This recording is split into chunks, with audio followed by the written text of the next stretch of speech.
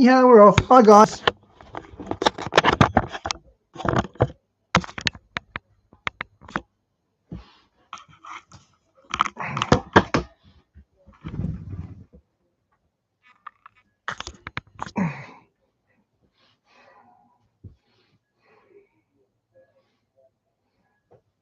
Antichrist and a Cup of Tea. Wrote it back, I believe, in 19.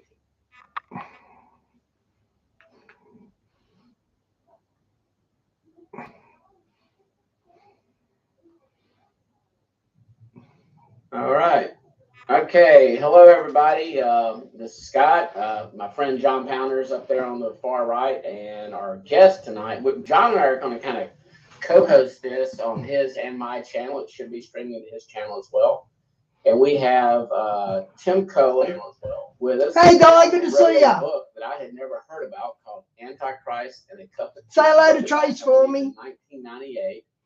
And it wasn't until I saw a video, a YouTube video that he had done on the Commonwealth Games from 2022 that I'd never even heard of this before. And what got me intrigued to bring John on to do this, myself and Doug Hamp had Tim Cohen on our Prophecy Roundtable show that I co-host on his channel. And then I heard, it's probably been about 4 or 5 weeks ago, John, that you guys were not even talking about the subject, or maybe you were actually, and you mentioned Tim's book, that you had read it. You just told me David had a copy of it, and David's probably got a library that would fill up 5 rooms.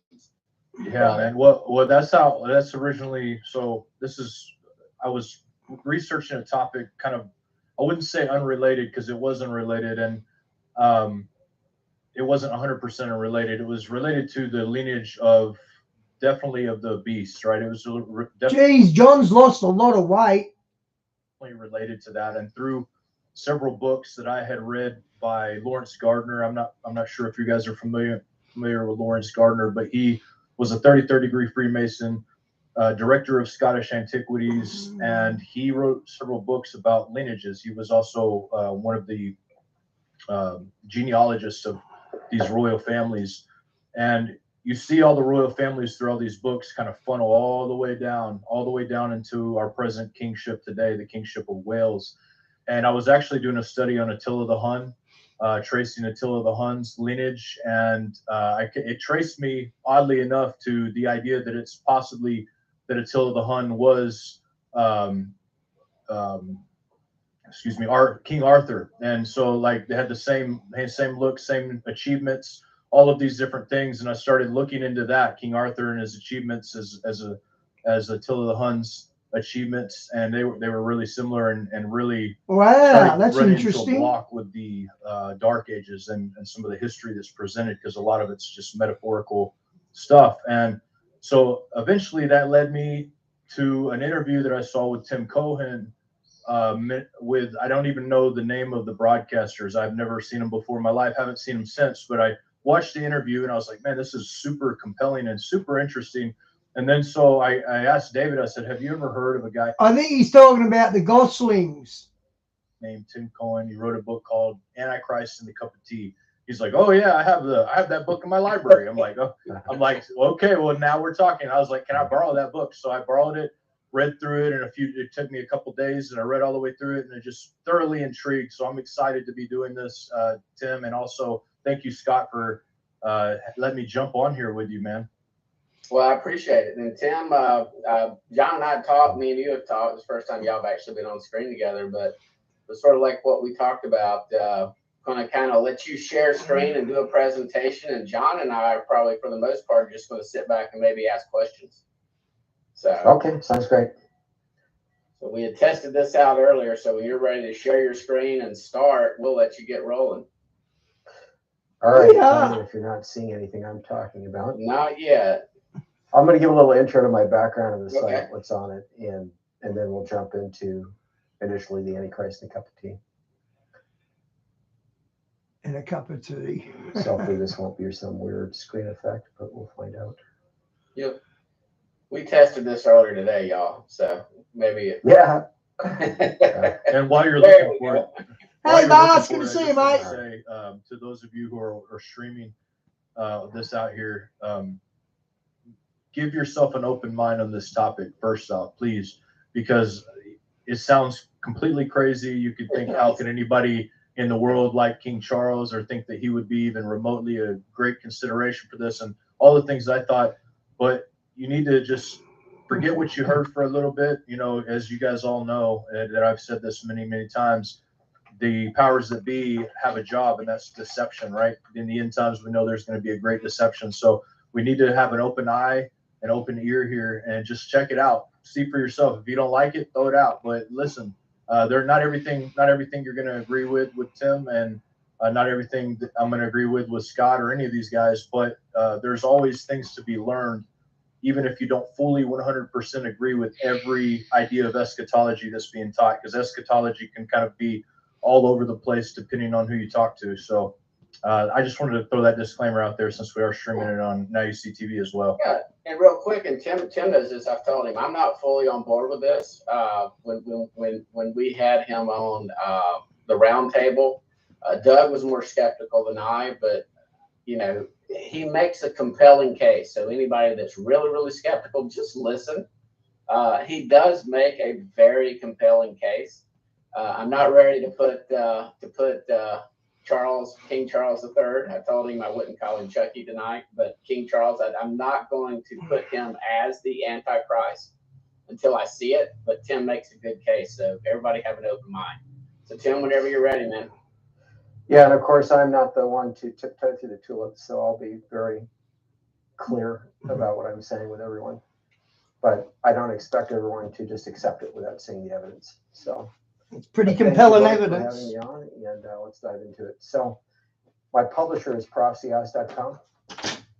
The Antichrist in Cup of Tea was published in 1998. I began it in 1987. At the same time, I began another series. It's called Messiah History and the Tribulation Period. This thing here, 7 volumes. This will be one of the last things that I put out, probably coming out toward the end of next year, my magnum opus. And this covers almost the entire Bible. And originally, The Antichrist and Cup of Tea, the book, was an appendix to that series, but it became too large, became its own work in its own right. So, been working on books, writing for a long time. Started when I was a cadet at the Air Force Academy, and then God called me to do this.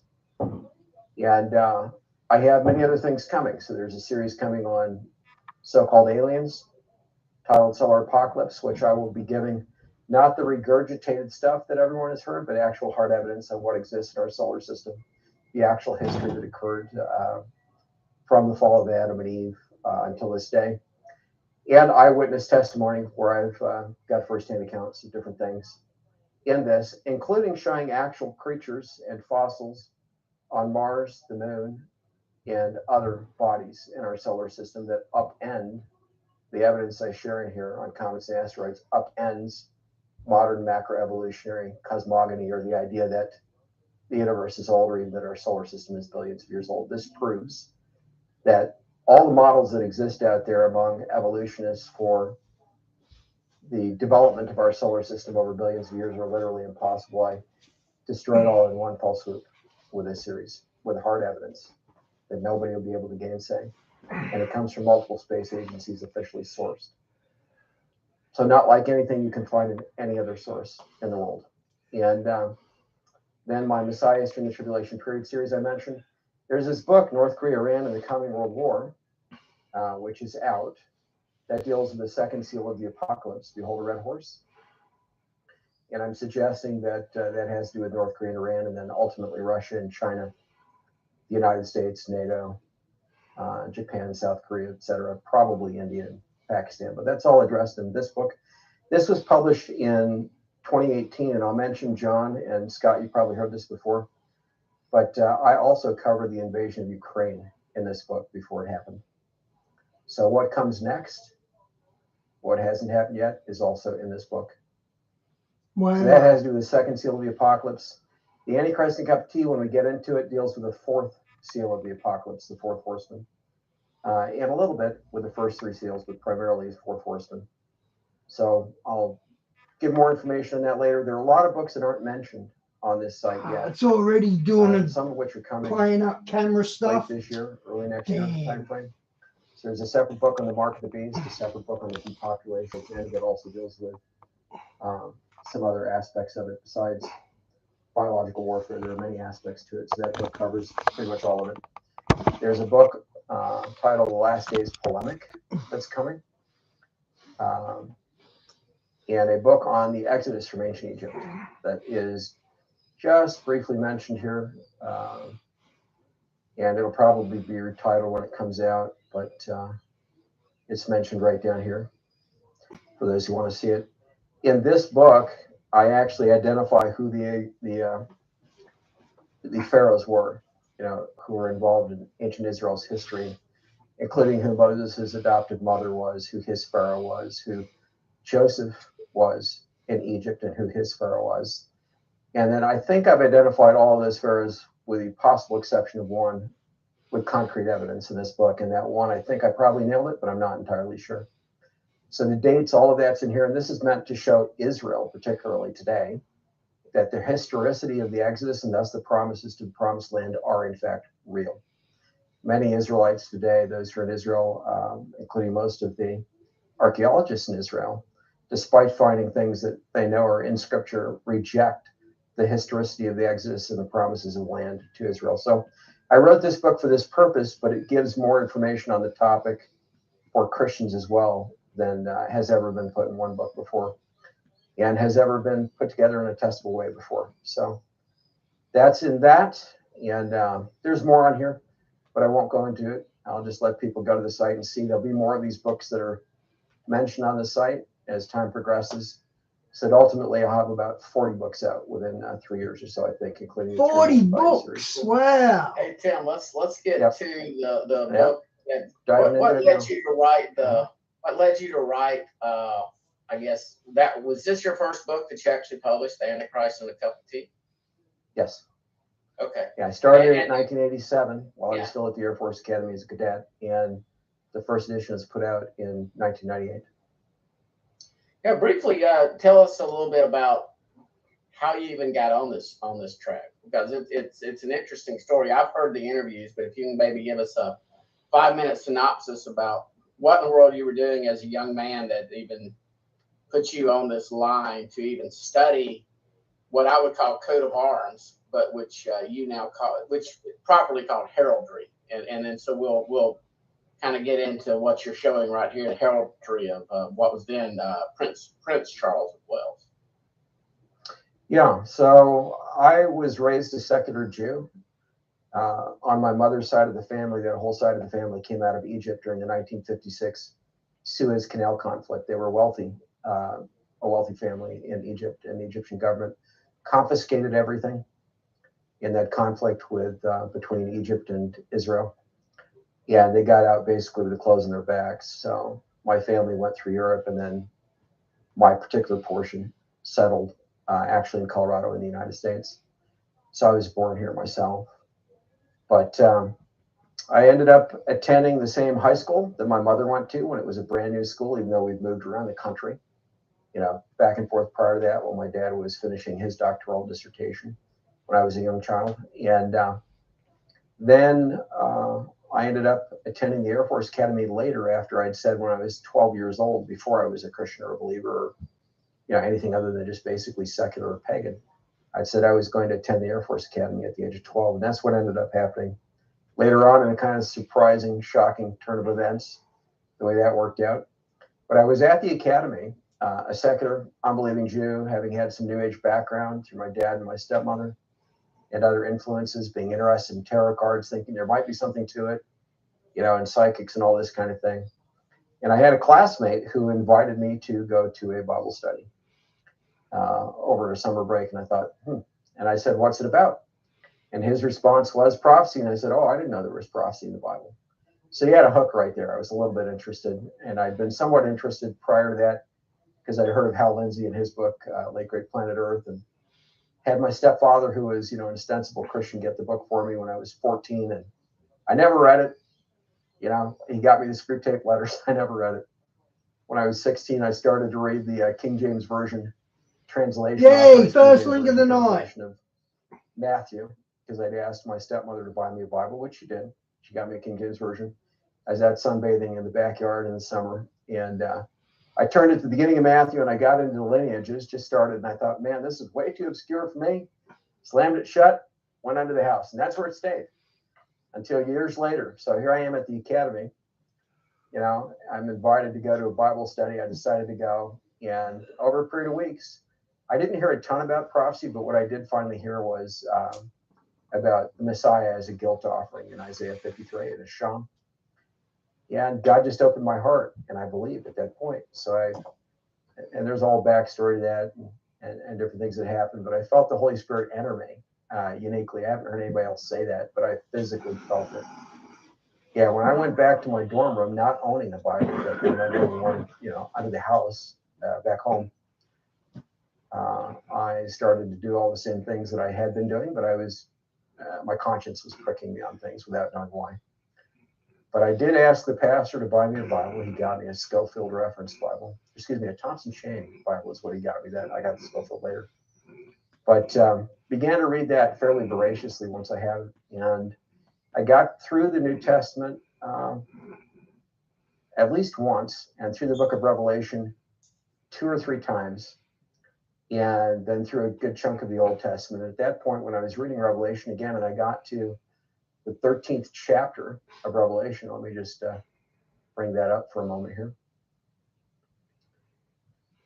And I was standing outside literally, and I was thinking about this. You know, I was walking around reading my pocket New Testament, and I was thinking about this, and I thought, okay, that's pretty bizarre imagery here in this chapter, right? Not obscure in the same way as Matthew's lineages seemed to me to be, you know, a number of years earlier, but strange imagery. So I read this imagery here about a beast, you know, rising out of the sea, having 7 heads, 10 horns, yada, yada. And then, you know, it's like a leopard, feet like the feet of a bear, mouth like the mouth of a lion. Then this dragon gives him this power, throne, and great authority, right?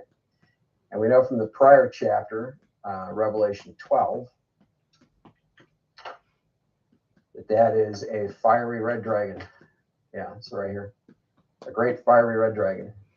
And that dragon is identified explicitly in this same chapter as the serpent who deceived Eve in the Garden of Eden, and as Satan himself. So, yeah, called the devil and Satan, who deceives the whole world. This dragon. So we got a fiery red dragon that gives this beast his power, throne, and great authority. So I'm asking God, okay, what is this? That doesn't exist in nature so far as I know. And I'm thinking, okay, it could be a chimeric hybrid, maybe, you know, or something else down the road, maybe a statue. I didn't know.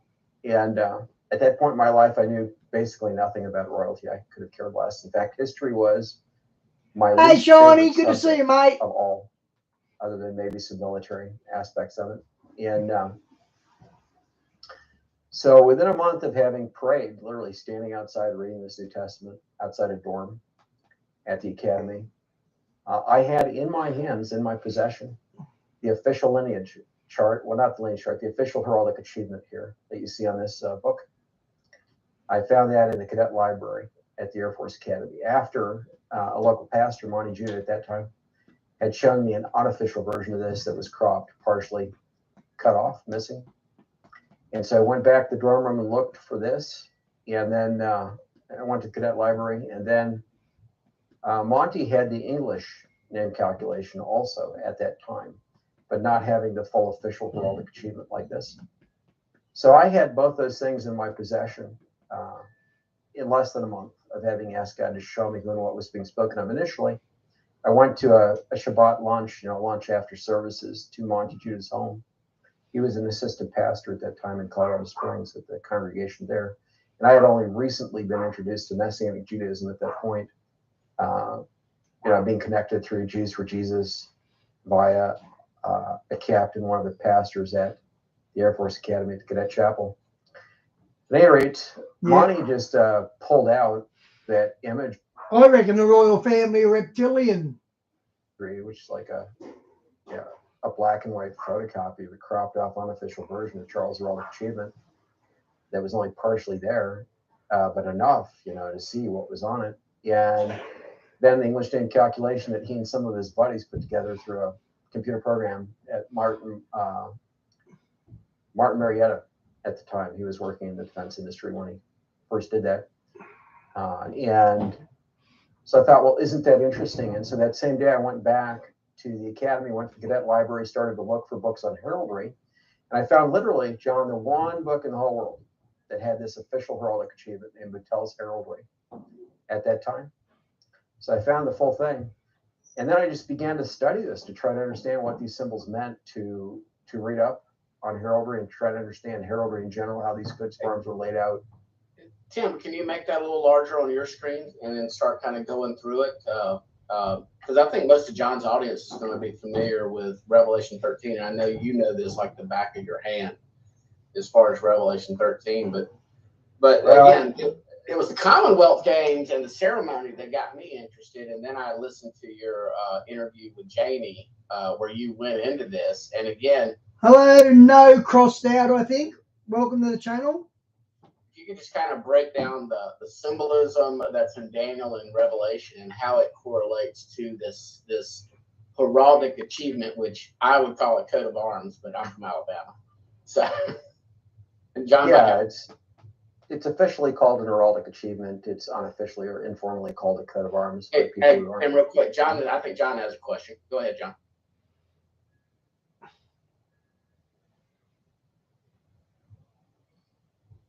So, all right, sorry, I was muted. My bad. I was interested in the book that you said that you found the heraldic achievements in. I guess you said you found a book. You found one book that was available for that. What was that?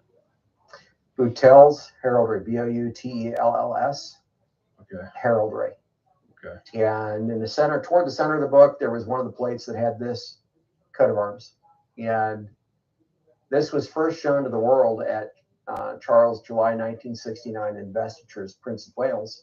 So it was reproduced on the order of service, little pamphlet handed out to people who attended that. And it was also on plates and saucers sold as memorabilia at the event. But the only book that had it, of course, I hadn't seen any of that memorabilia, which is rare.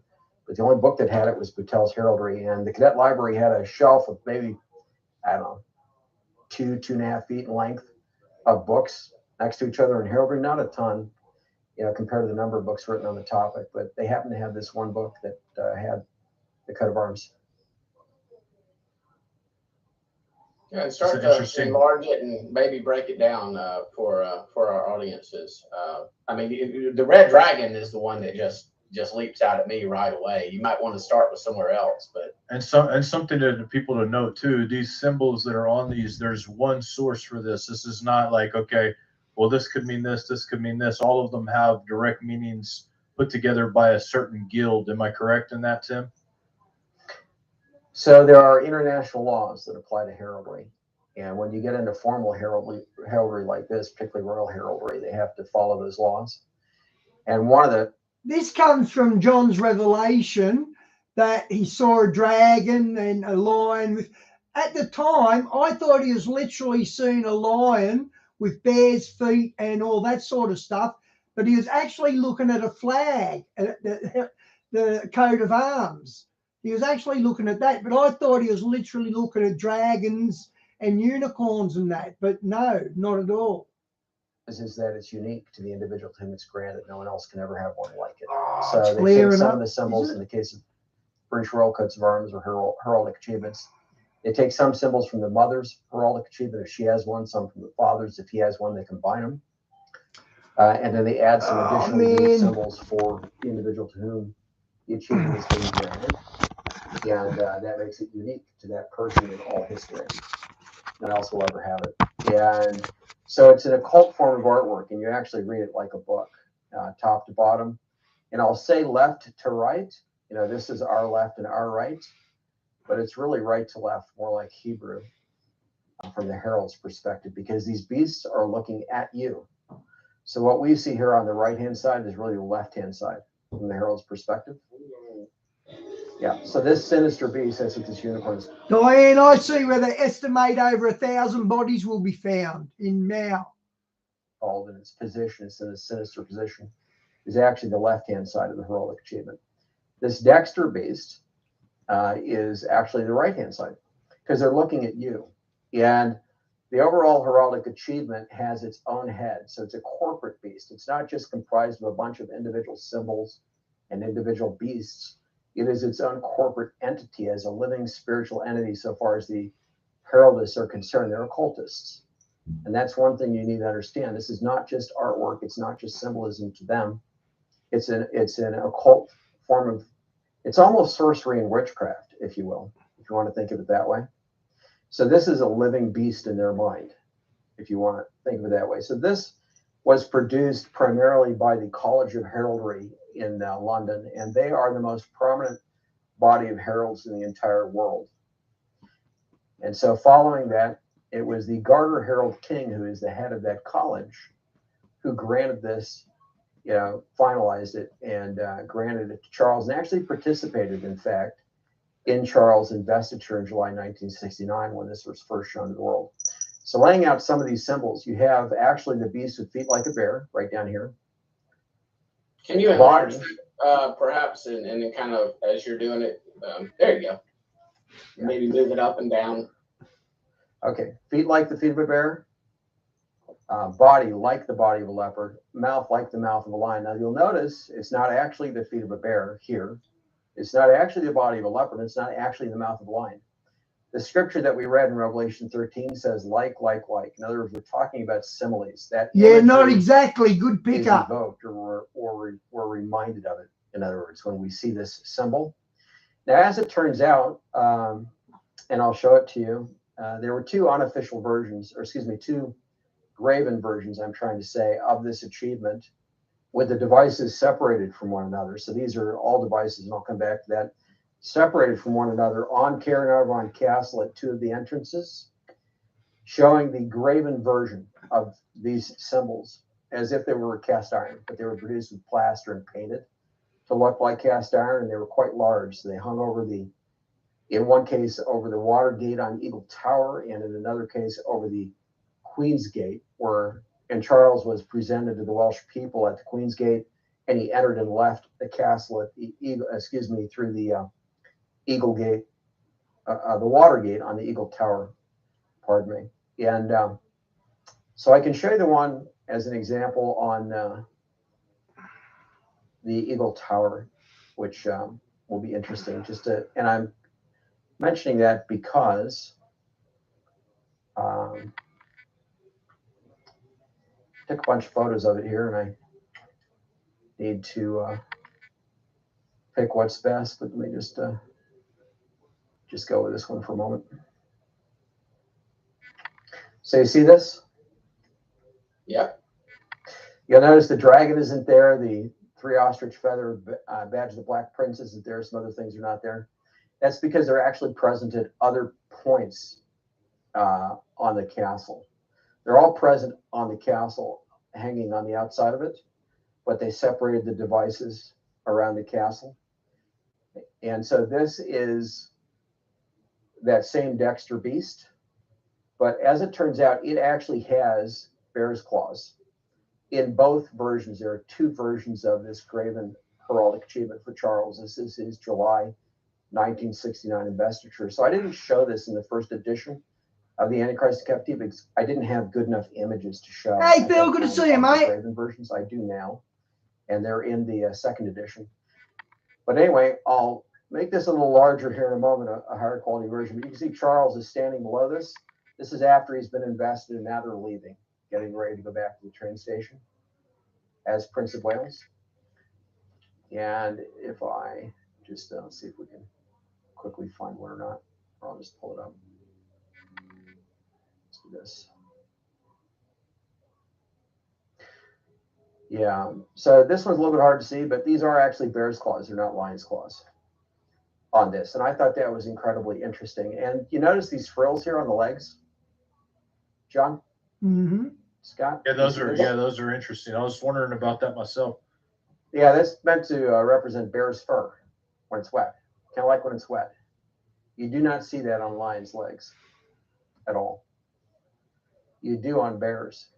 And it's more obvious on the version that's over the Queen's Gate. And I don't have a photo in this set to show you on that.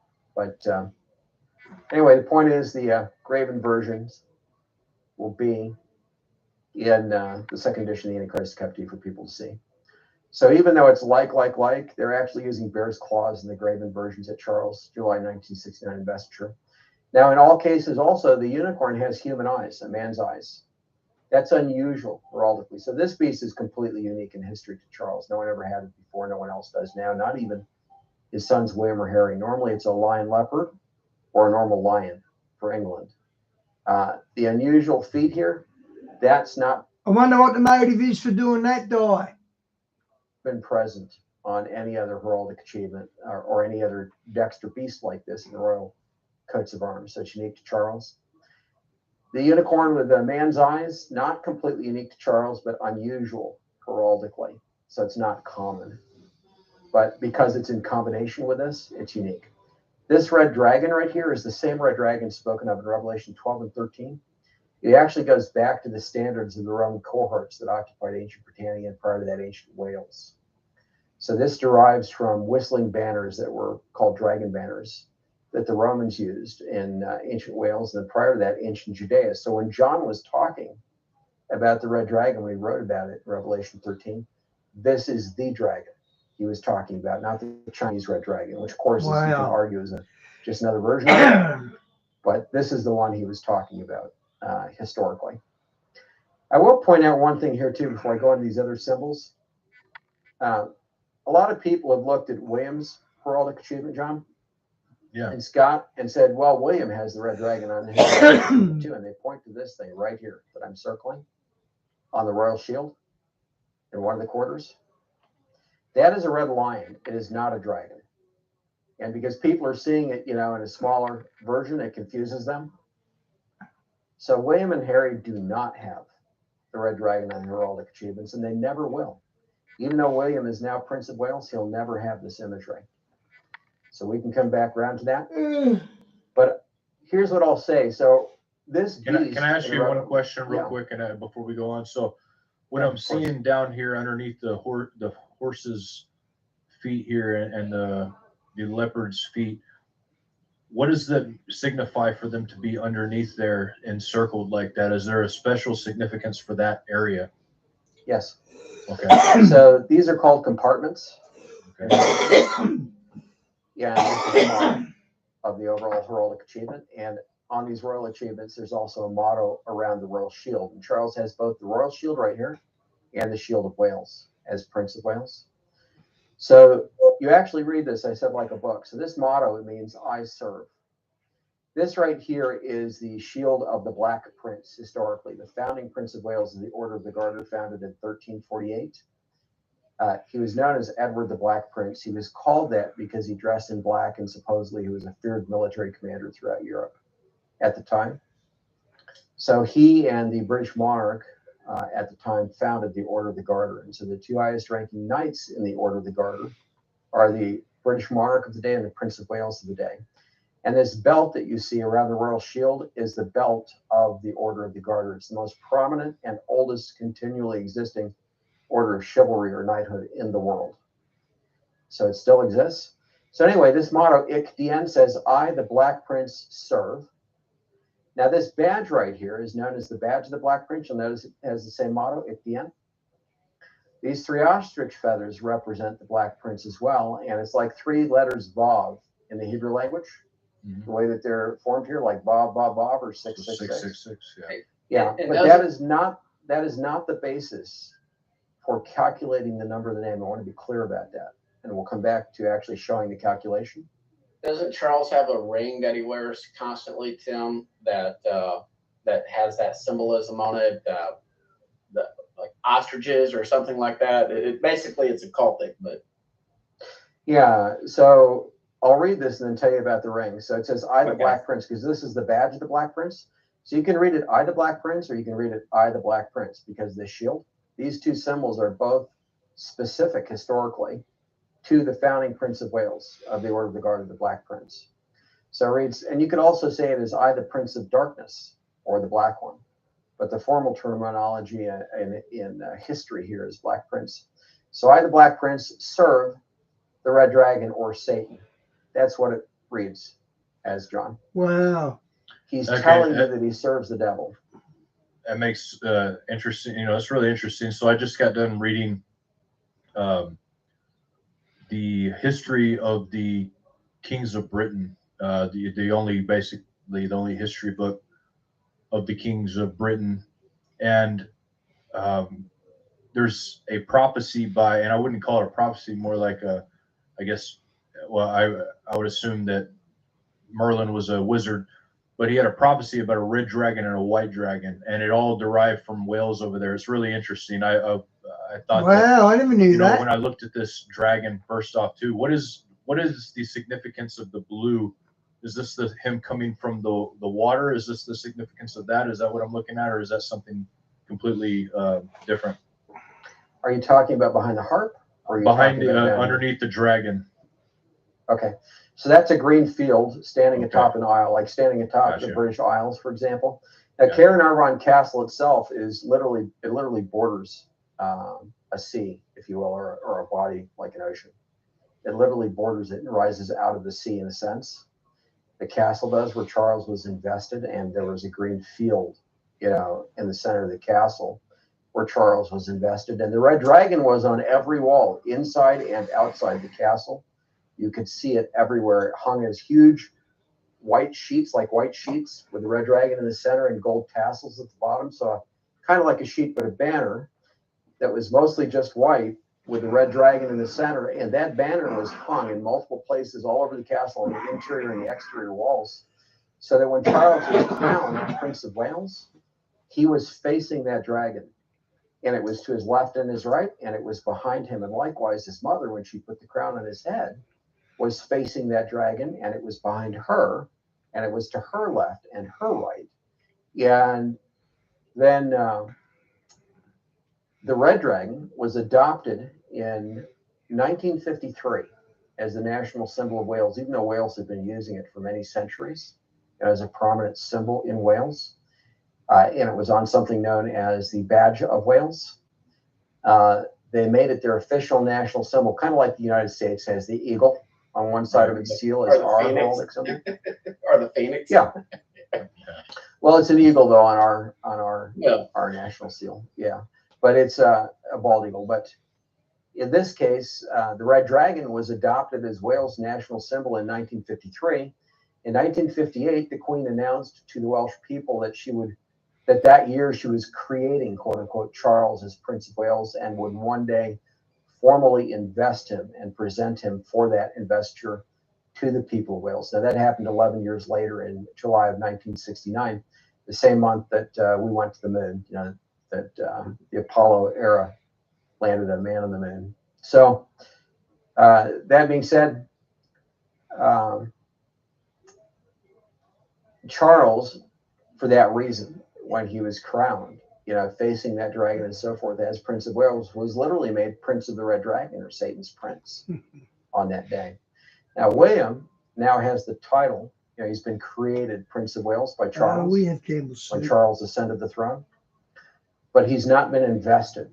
And William has said he has no interest in being invested as Prince of Wales, and there are no plans to ever invest him as Prince of Wales. We have Campbell soup here, Di. We get that here. So, that being said, now that Charles is king, he has some new heraldic achievements. People get confused and they think this one is gone. And part of that because they're misinformed in the press and so forth. It's not. This remains Charles' heraldic achievement forever. He just has some new ones in addition to this as king. So this, in other words, remains his calling card heraldically, if you will. Now, going through these symbols a little bit, and then we'll come back to some other stuff in relation to all this. We see that this beast matches what's in Revelation 13. In Daniel chapter 7, in the Old Testament, the same individual who rules for 3.5 years, during the Great Tribulation over this coming global government, is identified with different imagery as a little horn having a man's eyes. That's in Daniel chapter 7 in the Old Testament.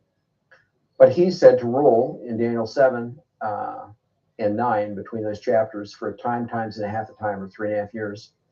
And likewise, in the book of Revelation, we read elsewhere that this first beast here rules for a time, times and a half a time, or 42 months, or 1,260 days, that same period of the Great Tribulation. So as it turns out, the little horn of the eyes of man, the beast of feet like a bear, body like a leopard, mouth like a lion, are the same individual. And so when we talk about these symbols, you see this thing around the necks, John? Yeah. Oh, Okay. Those are interesting little things there. Yeah, every symbol has specific meaning. None of it is accidental. It's all intentional. It all has specific meaning in heraldry. Wow. So these things are called the label of the eldest son. Charles being the eldest son in line to the throne. That's what was placed around the necks of the beasts that represent him specifically on the heraldic achievement. So what it means by having it right here is that this beast specifically represents Charles himself. Same thing with this little horn of the eyes of man, or unicorn with human eyes. This represents Charles himself. And by the way, Charles is known as Unicorn to our Secret Service when he visits the United States. That's his code word. Wow. And do And you have any refers- other pictures? Do you have any other pictures of any other heraldries to show, like, okay, this is one that you don't see this on every one of the heraldries? Because I haven't paid attention to that actually. I remember reading about that in the book, but is it normal? I guess what I'm asking, is it normal to have those on every beast that's in the photograph? No. So, for example, the red dragon is associated with the Tudors. It was Gotcha. centuries ago when the red dragon was lashed on a royal coat of arms. It's been centuries prior to Charles. Before this was on a royal coat of arms again.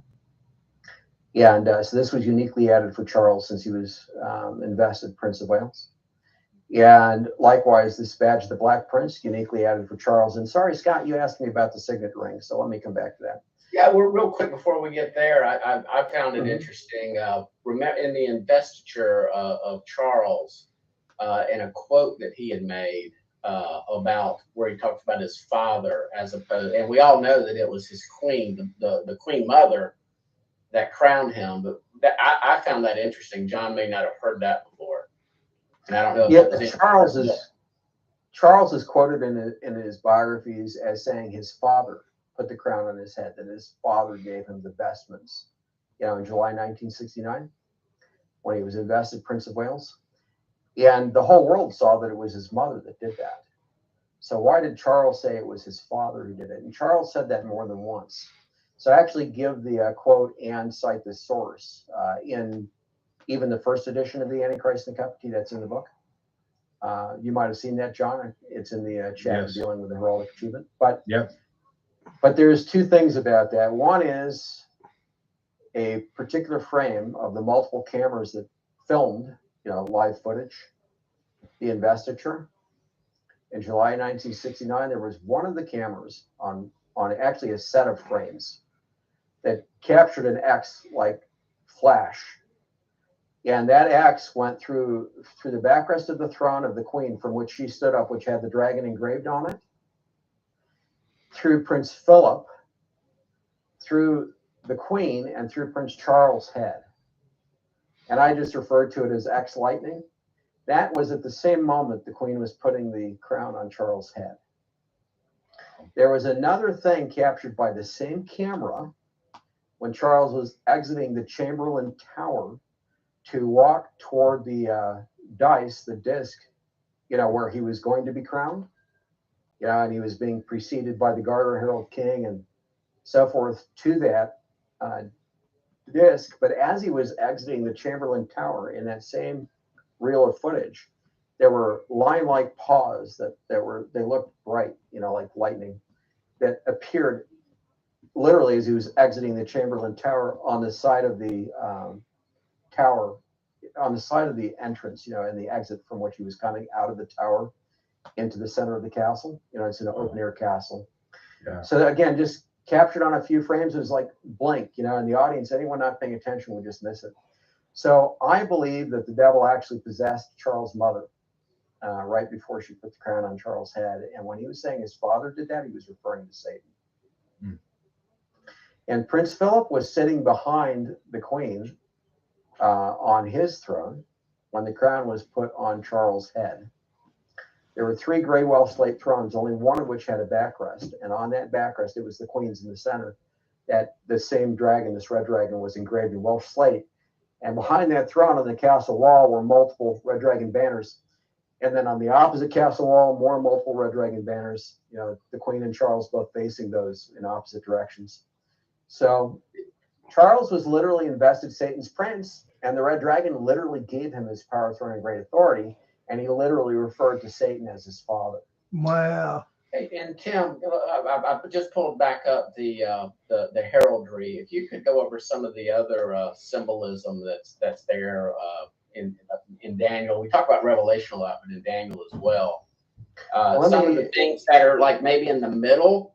I've heard you explain it before. As far as the 7 and the 10, maybe enlarge it and kind of for John and I's sake and the audience sake, explain what we're seeing or why this fits with what Scripture, why you believe this fits with what Scripture's saying.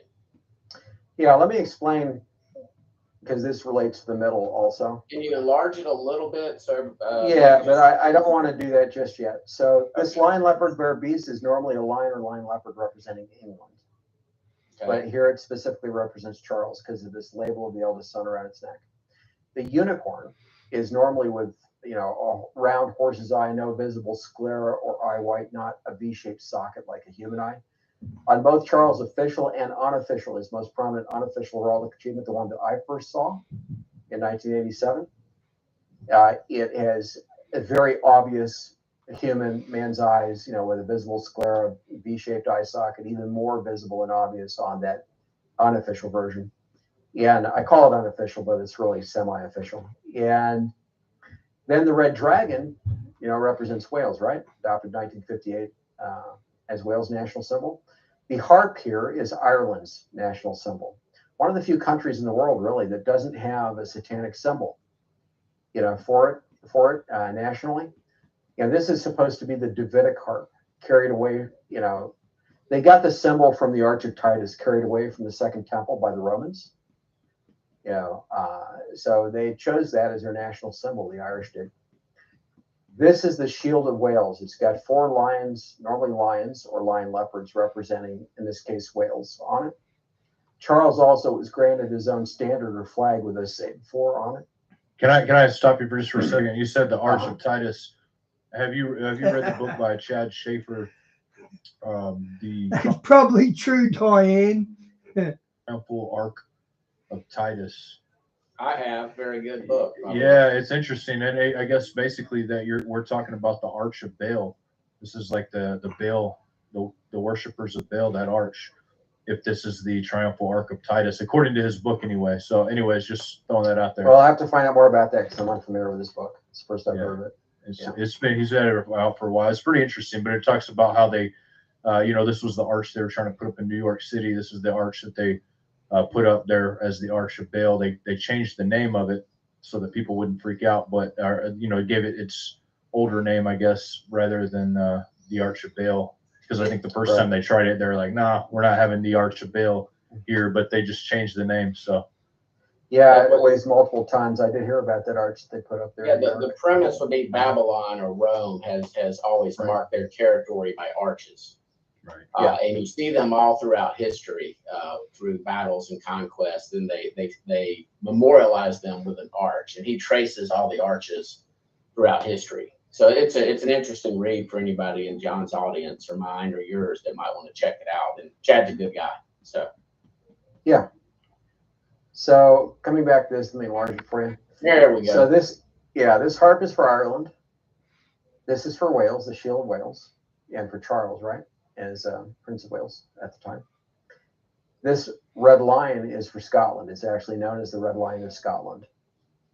These other 6 normally lions or lion leopards, and by the way, in higher resolution versions of this Standard of Wales that was granted to Charles and the Royal Shield of England is what this is. These are 6 lion leopards or lion leopard bears. These are all actually lion leopard bears. All 10 of them are in the case of Charles' heraldic achievement, but you cannot see that easily in this artistic rendering. Normally, a lion in heraldry has 3 claws. Once in a while, 4, not 5, but normally just 3. Diane, and Spain's having wildfires as well. And you remember Mike from around the world said the temperatures are going to heat up and there's going to be fires all over the planet. Again, he seems to be right, doesn't he? This one actually has 5, but the 5th one is hidden behind it. You can actually make out the 5th one in that graven heraldic achievement that I showed you that was hanging over the Watergate on the Eagle Tower at Caernarvon Castle. And you can see on that one and the one on the Queen's Gate, if you look closely, there are actually 5 claws per foot for that one. So it's not a normal heraldic lion for that reason as well. But these 10 are all lion leopards or lion leopard bears. I believe they're lion leopard bears, kind of like chips off the old block, if you will, for Charles. Now, these are called the lions of Tarshish in Scripture, in the Bible, in the Old Testament. And Tarshish is not, people have argued that it could be Spain or Gibraltar, like the Straits of Gibraltar. In fact, Tarshish was always England biblically, and I addressed that in the book. So these are known as the lions of Tarshish in Scripture, but they're the lions of England in heraldry. In this case, they're all lion leopard bears. And so Charles has 10 of them, and that's interesting because there are 10 kings, right? Wow, good pickup. In Daniel chapter 7. But of these, only 7 have unobscured heads, where you can see the eyes, if you count the ones that the heads are not obscured. There are 7 crowns on this heraldic achievement. If you count the crowns, there are 7 of them. This beast here is the same one as this Dexter beast. It's just another instance of it put up at the top. Same one. And representing Charles again, though. So, and then this is the most important point right here. You'll notice that you have this label of the eldest son right beneath this helm in the center of the heraldic achievement, right? This is the overall head of the corporate beast. So the overall corporate beast, the whole heraldic achievement, in other words, represents Charles because of this label here put under this helm or on the neck, if you will, of the corporate beast, if you want to think of it that way. So notice here that there are 7 bars in the helm, John and Scott. Mm-hmm. Okay, and these are like 3 plucked up by the roots. They look like chemistry flasks in a sense, upside down, with a band connecting them at the base, right? Like roots would be connected. So in Scripture, both the Greek and the Hebrew, as it turns out, a horn, the word translated as horn, can mean something shaped like an elephant's tusk, like you see right here, for these bars on the helm.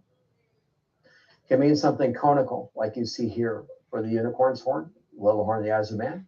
It can mean something shaped like a chemistry vial, upside down, like you see on these 3. So what you're literally looking at here is 10 horns in the center of the heraldic achievement for the head of the overall heraldic achievement, 3 of which are plucked up by the roots.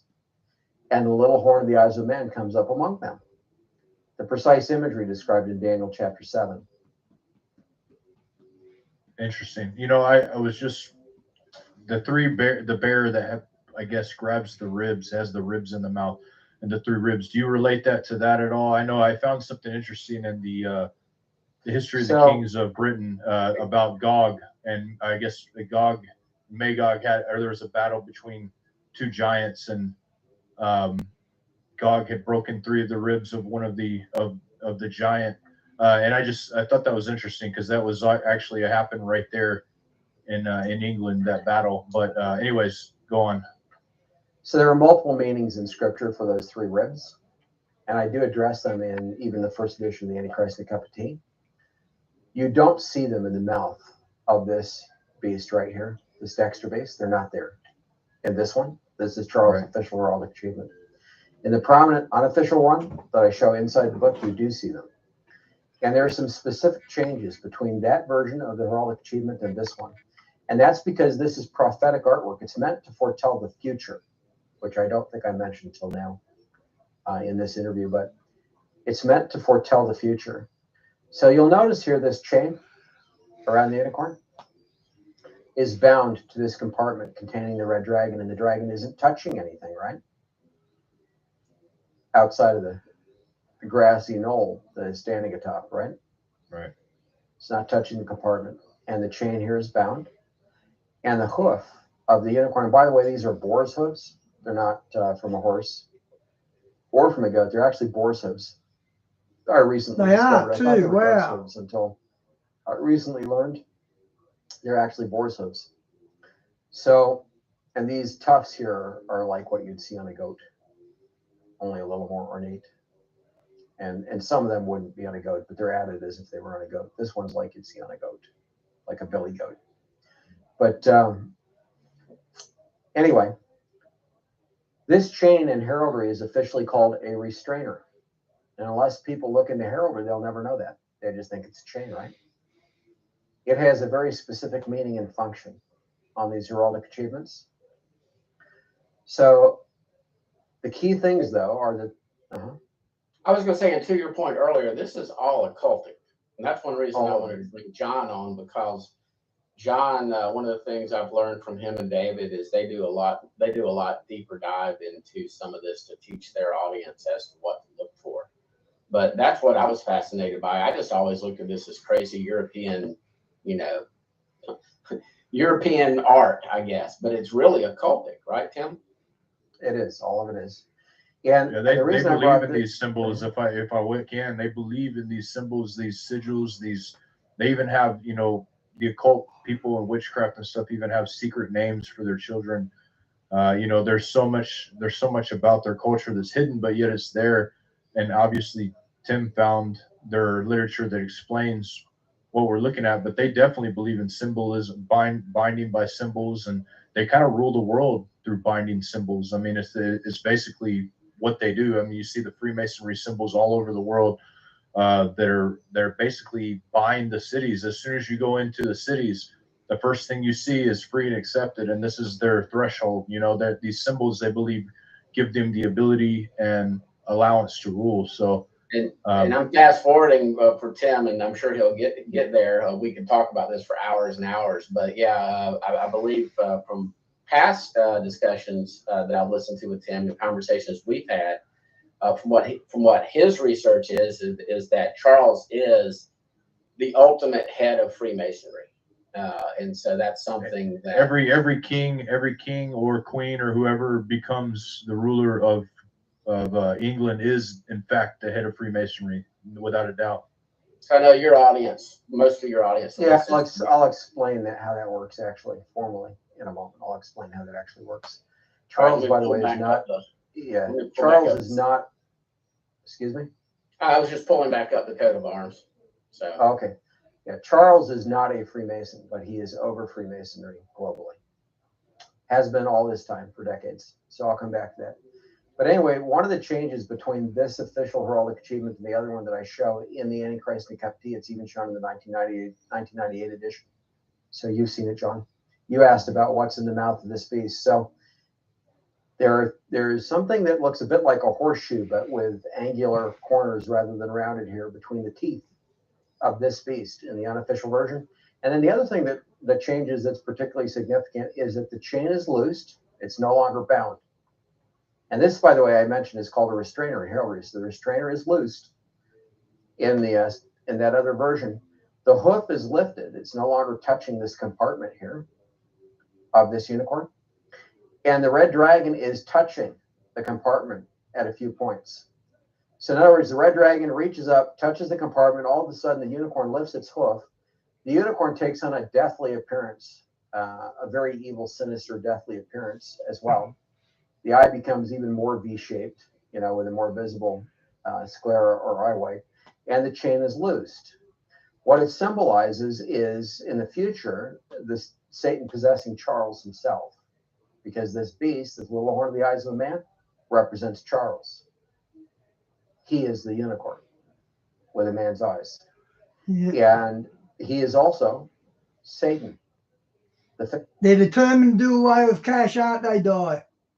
You notice that the label here is around the neck of the red dragon. I don't know if I pointed that out before in this interview, but you see this here? That specifically means that Satan becomes Charles and Charles becomes Satan. He becomes the red dragon. So it's telling us that the devil is going to possess Charles and that he's already animating Charles, if not possessing him. Okay, at least animating him. But the point is, when he touches this, the chain is loose, the unicorn rears back, and the eyes become more obviously in man's eyes. But this is the restrainer being loose. This is what 2 Thessalonians chapter 2 is actually talking about. People look at that and they read him and he, with the restrainer in connection with that in a variety of translations. But the Greek word that's translated as he or him can also be translated it. So it's both a thing and a person. The person in this case is, yes, the Holy Spirit is no longer restraining at a point, and the Antichrist, goes and does his thing. He's revealed in the general sense at that point. But it's also an it, and the it is this chain when it's loosed. So I addressed that in the book. Now, to your question, John, the 3 ribs, they have multiple meanings biblically, and one of them is they represent Israel being carried away into captivity. Wow. They represent Israel's, like ribs being taken from Israel's rib cage, if you will, by this beast. Here's another change. You see this lion, leopard, bear beast is pawing the harp right here? Yeah. Okay, that's July 1969 when this was first unveiled to the world. What was happening at that time? Conflict between England and the IRA, with Ireland, right? You also have a conflict between so in my studies, one thing you can kind of look at too that is just something to throw out there, but I found a really strong connection with the Scythians and the 12 tribes, and also the land of Gog being the chief principality of those, controlling Magog and all that, and also leading straight directly to England. Of course, every bloodline that's of prominence leads there, but it's interesting too because that struggle is kind of documented in their history, but in more of an allegorical way. So that's really interesting to me. Because I believe eschatology wise, we're going to differ on eschatology because I believe you believe in dispensationalism to a certain extent, Yep. and I'm an all millennialist. So I believe that Satan is chained, waiting to be unchained right now, and I believe so if we're looking at Revelation chapter 12, I believe we're in the throes of Satan being unleashed and the chief principality Gog, but also that first beast that comes out of the water. It has a representation of that. So that's just to kind of throw you kind of where I'm at in that. But I think it's really interesting. Yeah. Are you open to being corrected on that and learning more? I'm always open to that. I'm always open to any kind of correction, or if now, and let me be honest with you. I've studied it quite a bit, and I'm not saying that you're wrong or I'm wrong. I'm just saying I'm always open to correction. In fact, my view has changed on this in the last 15 years. I think he means by chained that the restrainer's on him. I think he means that. Towards all millennialism. So I'm open to being corrected if there's a valid reason and if there's enough scripture to convince me that otherwise I'm, obviously, scripture has to interpret. Diane, that last link, the page won't load. For scripture has to be the final drawdown on that. I'm not I'm sold, I have to preach this or I get fired at my church type guy. But yeah, so I'm always open Here's what I'm going to do. Part of the position you just espoused is historicist. I'm going to circle back around to addressing specifically your points, but not yet. We can do it on another show. How about we do it on a whole another show? Hey, let's do that on a whole other show because, John, I'm not a dispensationalist, but I would be what someone might say. I do believe in a literal seventh-day kingdom, a 1,000-year reign. But I do as well. And I'll have to explain to you guys how one day. But I think now is this is one of those conversations that could go on for 2 hours just in that subject. So my bad. I have a 3.5 hour teaching, John, just on the timing of the rapture, 3.5 hours long. That's available through Prophecy House called Real Rapture. So I don't even believe in the rapture. So let's go. You will someday when we're done talking about it. Hey, maybe so. I hope there's a rapture, brother. I hope there is. There will definitely be a gathering. No doubt. Yes, there'll be a gathering. Yeah. Well, the rapture is part of the gathering. They go together. Let's get back. At any rate, another time.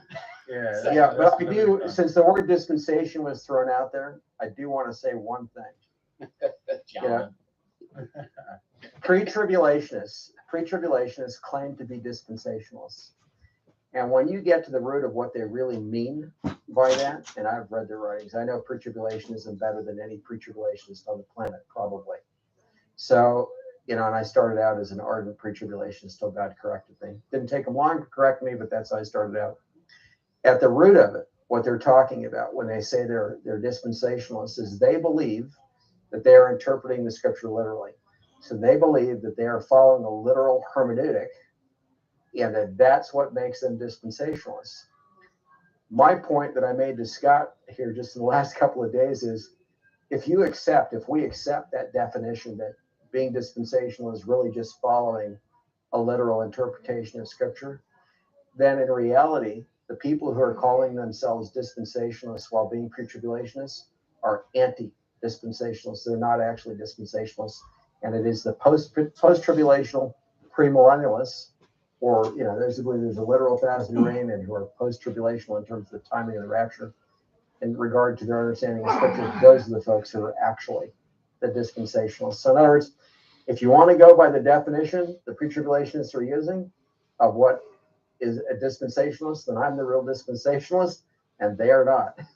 Well, yeah, But I mean, just find it as like Darby, you know what Darby presented as dispensationalism. Yes. But yeah, I totally get what you're saying. We'll definitely discuss it sometime. I'm always up for, you know, a good discussion on the subject because, like I said, I'm not one to not change my mind if I believe that there's truth and validity to another way of thinking. I definitely am not like That would be a good 3-way, even 4-way.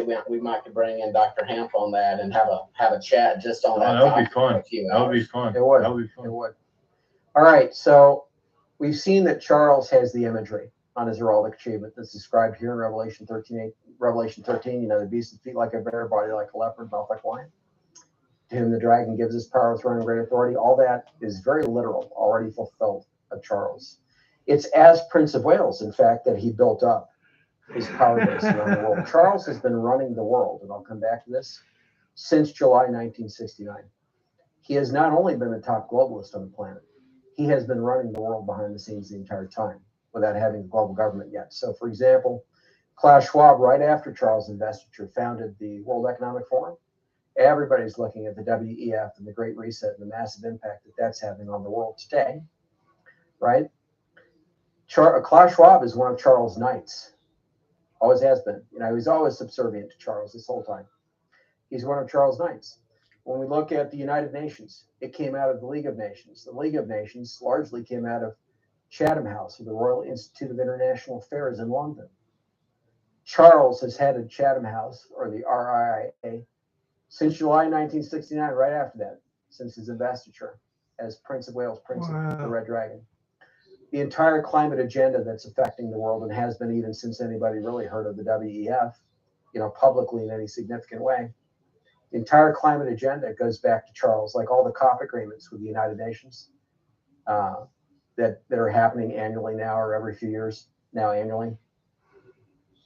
That stuff goes back to public-private partnerships with Charles, and you can trace it all the way back to the Kyoto Protocol in Japan, and then before that, the Rio Earth Summit in the early 1990s. Charles was personally credited by global leadership for the success of the Rio Earth Summit because he personally convened meetings aboard the Royal Yacht Britannia while it was not yet decommissioned with the major stakeholders. Even Al Gore was there for those meetings, and Al Gore acknowledged Charles as the reason that the Rio Earth Summit, I think it was 1992, but don't quote me on that, but the Rio Earth Summit, the reason it was a success. So all of this stuff that is shaking the world today, the whole green agenda, that's destabilizing our energy and food supplies, etc. Literally all of it sits beneath Charles. He has been the motivating factor, the one, for all the globalists, all the world leadership, all these decades behind the scenes. Now he's coming out of the woodwork. Wow. And when he was talking about trillions at his disposal at COP26, and by the way, I'll leave the discussion on COP for another time. But when he was talking about trillions at his disposal, people thought, oh, was he talking about the Antichrist? Who's he talking about? Well, prior to that, COP21 2015, which Charles personally opened. He gave the first speech at the event. He opened it even though it was hosted by France's president. At that event, Charles, bandied about a figure, I think it was about $90 trillion dollars, needed to enact their climate change agenda, their climate hysteria agenda, I'll call it, and to enable the taxation for a global government, basically. So when Charles later at COP26 said at his disposal, trillions at his disposal, people thought, is he talking about the Antichrist? In reality, he was referring to himself when he's possessed by the devil. Another way, if you will, of saying his father, invested him or crowned him. Another angle to that when he was referring to the devil again. So, or himself in the third person when he's possessed by the devil later. But anyway, where I want to go with this is we now have the basis to do the calculation biblically. There's no human being in the history of the world who has had this imagery except for Charles. His own sons, William and Harry, do not have it, and they never will. No one else has ever had it. So to your point, Scott, you're looking at the evidence, right? And you're not yet convinced. This is what I say to people. No, it's okay. I'm not asking you to defend yourself. It's fine. This is what I say to people. You can later, but this is what I say to people who are of that mindset right now. If you believe that we are nearing that point in history where Yeshua, Jesus, is going to return, and then his reign is going to begin, his 1,000-year reign, if that's your viewpoint, then you also have to believe that the Antichrist is alive today, right now, in the world. And so my question to people, of that mindset is this: okay, show me anybody else on the planet who comes even close to remotely having the imagery and the evidence that I show for Charles in the Antichrist and the Cup of Tea, or even the second edition, which has much more. But show me anyone who comes even close to this. Point out another figure who could be the Antichrist biblically. And of course, they will fail. Their mouths will open if they. I don't know the click, die. Their jaw will fall to the ground. They'll have nothing to say because there is no one else on the planet in all history with this imagery and evidence. And so now let's get to the name calculation. It says, here is wisdom, let him who has understanding calculate the number of the beast, for it is the number of a man, and his number is 666. Okay. There are 3 points to be made here. One is the person who does it for the real Antichrist has wisdom. Per this passage of Scripture, it states it right here in Revelation 13:18, has wisdom from God. Second point is, you can't do the calculation unless you have the imagery of the beast. That imagery that we've seen on Charles' heroic achievement. The beast with feet like a bear, body like a leopard, mouth like a lion, associated with a man. Okay, it's the number of a man, right? That imagery of the beast has to in some fashion be associated with that man before you can legitimately do the calculation. So all of these attempts to calculate the number for different people in history, including other individuals in our day, are useless, irrelevant, and a waste of our time as Christians, and misguided. Unless the imagery is present, you're not authorized biblically to even try to do the name calculation if the imagery isn't present. But once it's present, you're authorized to do the calculation. Charles has the imagery, we're authorized to do the calculation. Third point is, this number 666 is not written in the form of Greek words in the underlying Greek text, not the original text, which in this case is actually the received text. That is the text that has the non-corrupt version of this verse in the underlying Greek. And much of the majority text also, those manuscripts, although you won't see it in a lot of what they show online from the majority text. So in the received text in most existing Greek manuscripts, ancient ones, you'll see 666 written in 3 Greek letters. In other words, not in the form of Greek words, but 3 letters, one for 600, a second for 60, and a third for 6. So let me actually show the calculation. So this is a page out of the first edition of the Antichrist and the Cup of Tea. And on this, I'm showing that the title, Prince Charles of Wales, right here, works out to exactly 666 on that biblical numbering system. Now in this, not on this page, I don't think, but maybe the page before it in the first edition, I show that the way that 666 is specified in Revelation 13:18 in the original Greek manuscripts, it is this letter here for 600 that I'm circling in Greek, Then it is this letter here that I'm circling in Greek for 60. Then it is this letter here that I'm circling in Greek for 6. Because it's specified that way, and most of the numbers elsewhere in the New Testament are actually written in the form of Greek words. You know, another example of a number that isn't is 144 for the 144,000. In the received text, it's also written with Greek letters, not spelled out in words. The 144 is, which is very interesting. But most numbers in the New Testament are written in the form of Greek words because this one isn't. It actually identifies the system for the calculation. And as it turns out, the system is the ancient biblical numbering system applied to the Greek language sequentially, not phonetically, and expanded to include 500 through 900 in Greek. So the original system is in Hebrew and it cuts off at 400 because there are only 22 characters or hieroglyphs in the Hebrew language. These are the same hieroglyph, they're just the final form of it in Hebrew. So mem and final mem, that kind of thing. You know, noon and final noon, etc. But it's the same character, same sequence in Hebrew. And so Hebrew, it's a sequential system, and then it was applied sequentially to Greek. It was expanded to include 500 to 900, but the original system doesn't include anything after 400. And as it turns out, we cannot, now listen to this carefully, John, Scott, and the audience, listen to this carefully. You cannot do calculations in Greek.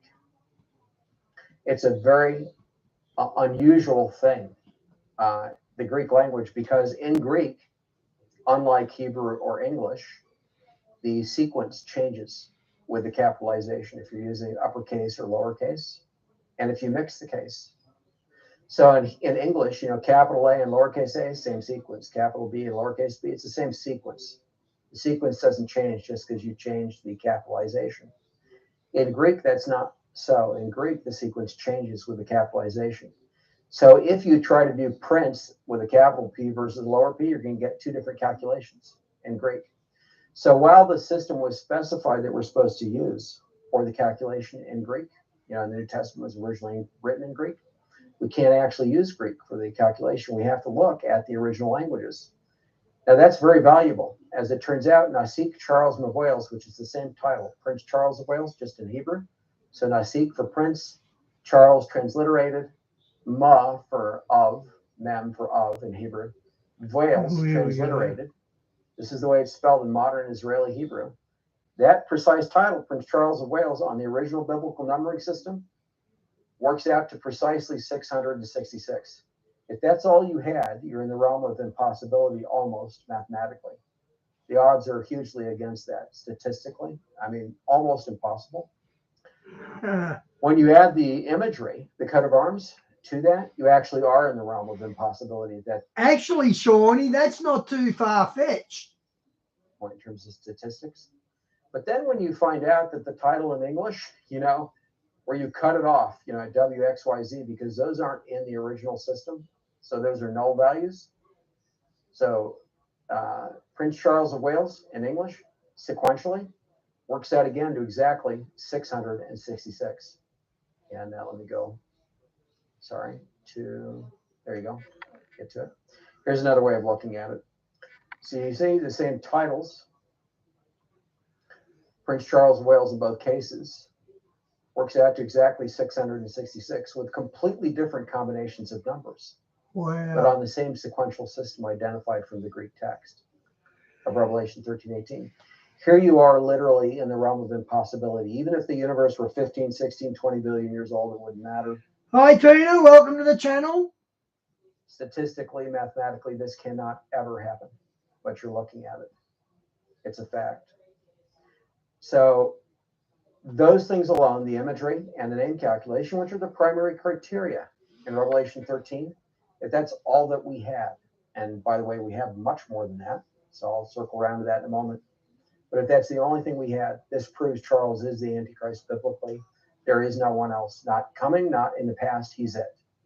It also, for that reason, proves that we're near the Lord's return. We're in that period in history when, in fact, he's going to come back and he's going to slay Charles at Armageddon. He's going to have him, one of his angels grab him and cast him down to hell. Yeah, at the Battle of Armageddon. So now let's look at some of the other things. Yep. A question I have concerning the name. So now that his title has changed, what does that change about what you see here? Anything? The reason it doesn't change anything is this is now fulfilled prophecy. It literally it literally no longer matters what his name is or what the calculation is, for King Charles III or any other title. It doesn't matter anymore. It doesn't matter that he's not Prince of Wales from that perspective. The prophecy is meant to identify him. He's been identified for decades. The prophecy's already been fulfilled. We're not looking for its fulfillment. Do you expect to find any other interesting gematria with his new title? I don't. I've investigated it. There is nothing in his new title that calculates the 666. But again, he retains this coat of arms. He retains the imagery, not the title, Prince of Wales. He still has the title, but it's dormant. It's absorbed under the crown is kind of the terminology. It's absorbed. So, we call him King Charles III. The reason he still has the title, and some people might argue with this who think they know something about heraldry and, British history and this kind of thing, who know less than they think they do. And this should make it clear to them what the reality is. Shawnee, this guy nails it. I really think King Charles is the Antichrist. This guy nails it. He really does. Charles remains the 21st Prince of Wales. That fact never goes away. William is now the 22nd Prince of Wales. Only a small number of princes of Wales have ever been, invested or presented to the Welsh people, right? Historically. Were you going to say something, Scott? Yeah, I was going to. Numerous people on John's channel are pointing out, and I've heard you address this, and I not necessarily that I 100% align with what you're teaching here, but they keep on pointing out about Charles likes women. That I'm seeing that constantly as a rebuttal to what you're saying, and I personally good rebuttal. Let's see his answer. That in Daniel that this is a person that hates women or that is homosexual. Certainly with this agenda going on now, the transsexual, sounds like alphabet Nazi soup nonsense going on, and I'm pretty sure Charles has his sticky licks, and as do all the other elites in that. But I don't think that is the reason to, even though I'm not fully on board with your conclusions, I don't think that's a reason to exclude a Charles or exclude someone because they happen to be married and like women. Well, let's again reiterate that the reason you're not on board, Scott, is because he's not yet possessed by the devil, not yet, standing on the Temple Mount or that kind of thing. Not for lack of evidence. I'm just waiting to see, brother. Okay. So you already know that. Good enough. So I just wanted to put that caveat before I answer this question. So everybody, please listen very carefully to what I'm about to say, because it's going to offend you initially. And then I'm going to show you why it's true. So I want you to pay attention, and then I want you to test what I share afterwards, okay? Everything about this so-called rebuttal about Charles liking women and not fitting Daniel 11, first of all, none of it is true biblically. None of it is true about Charles either. Daniel 11, that passage, the verse in Daniel 11, and we're going to go and look at that verse in a moment, is not about this Antichrist. There are a lot of so-called scholars out there and popular Bible teachers who are looking at that passage in Daniel chapter 11 and saying, this is about the Antichrist, the one who's going to be over global government, etc. They do not know what they're talking about. They're ignorant about biblical history. They're ignorant about the past fulfillments of the prophecies. They're ignorant about Daniel chapter 11. That's a good point, Doy. They're ignorant about this. And they're ignorant about Charles as well. So I'm going to address all those ignorances that I just mentioned. And let's start with the actual verse itself, the passage in Daniel 11. Can I also just kind of throw a blanket on the people out there that are fired up right now? It's okay. It's okay to be ignorant, because look, we're all ignorant in some way, shapes, or form. I just want to throw it out there. It's not an insult. Exactly. I don't know how this computer's working right now. It just does. I'm totally ignorant as to technology. It's okay to be ignorant, and I guarantee you, when it comes to biblical knowledge and understanding, we're all ignorant. I mean, we can study from the point in time that we grew up, Genesis through Revelation, and study up under the greatest scholars in the world, and we would still be ignorant to a lot of truth that's in Scripture. So go ahead, Tim. Tell us why we're ignorant. Well, I've told you already, so I don't think you're ignorant anymore. You shouldn't be. But No, and I definitely have share an this excuse. opinion. I share this opinion with you, by the way, because I did read in your book your reasoning behind it. I definitely agree with you on this one, but I definitely want to hear you say it so other people can hear it. Okay, thank you. So people look at Daniel chapter 7, Daniel chapter 8, and Daniel chapter 11. I'm going to skip over, this chapter, and they look at Daniel chapter 9 too, but I'm not going to address that one right here. And they conflate them, and by conflating, I mean they're mixing prophecies about different individuals and thinking they're about a particular individual. They don't know about the history. So in Daniel chapter 11, we're dealing with the king of the north and the king of the south. And there are actually multiple ones traced through history in the prophecy. So you get up through Daniel chapter 11, verse 39. The whole prophecy up through verse 39 is already fulfilled historically. There you go, Shawnee. You were spot on. Covering multiple kings of the north and multiple kings of the south historically. Now, the king of the north was of the Seleucid dynasty, and the king of the south of the Ptolemaic dynasty. Those are the two major dynasties that came out of the breakup of Alexander the Great's empire. And so there were four dynasties that came out of that. Two of them were major.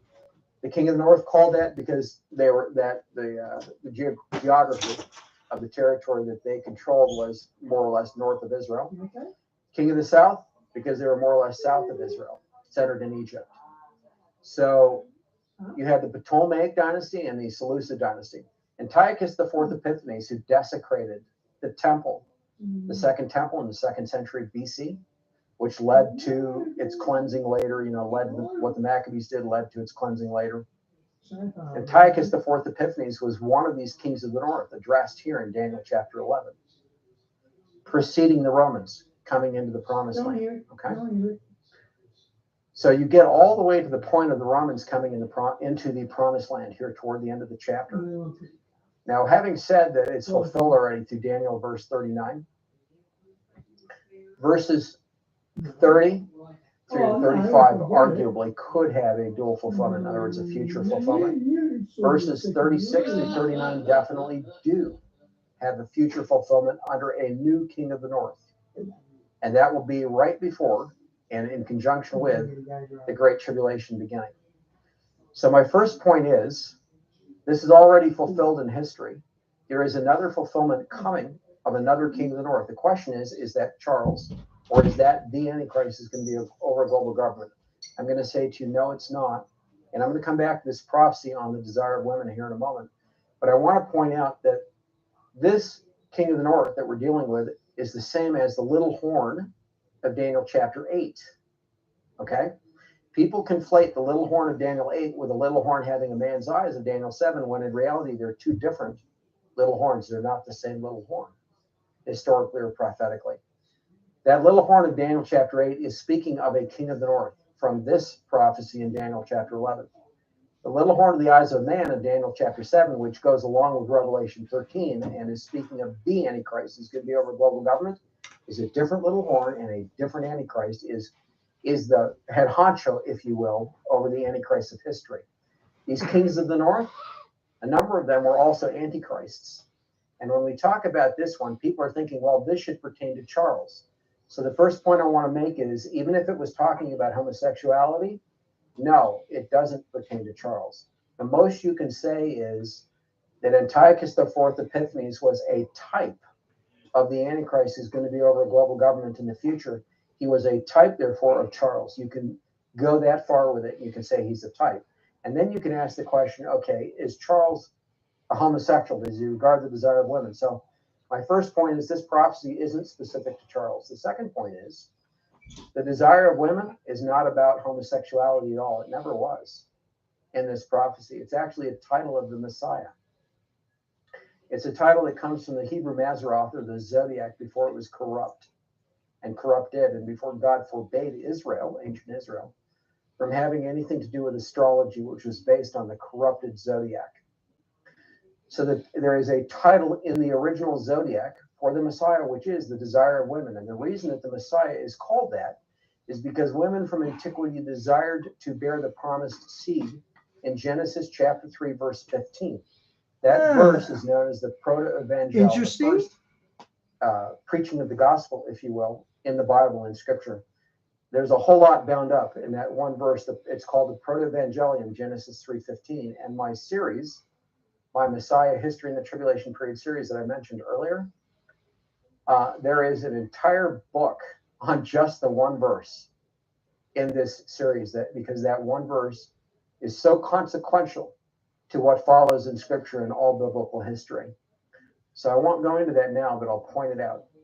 But anyway, the Messiah is the desire of women, and it goes back to that verse and then the zodiac before we had written scriptures. And the next point is there's a context to this desire of women, because it tells us that this king of the north will not regard,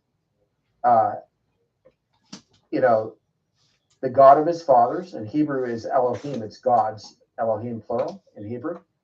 So you can translate that as God's plural or as God's singular. Nor the desire of women, nor regard any God, but instead he's going to exalt himself above them all. And then in their place, it tells us he will honor a God of fortresses. Now, this word fortresses in Hebrew can be translated as munitions or weaponry. So what it's telling us is that this king of the north is a military figure.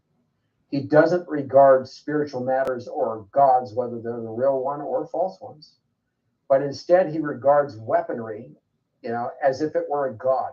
Munitions. He regards warfare. So he doesn't regard the Messiah. He doesn't regard the real God. He doesn't regard false gods. He's into regarding, what can he do with war and weapons.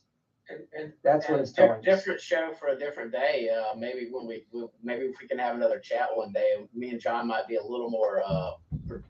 We might participate more in that one, although John certainly has more expertise, but that might even play into the fallen angels, the sons of God coming down, teaching daughters of men, these ancient.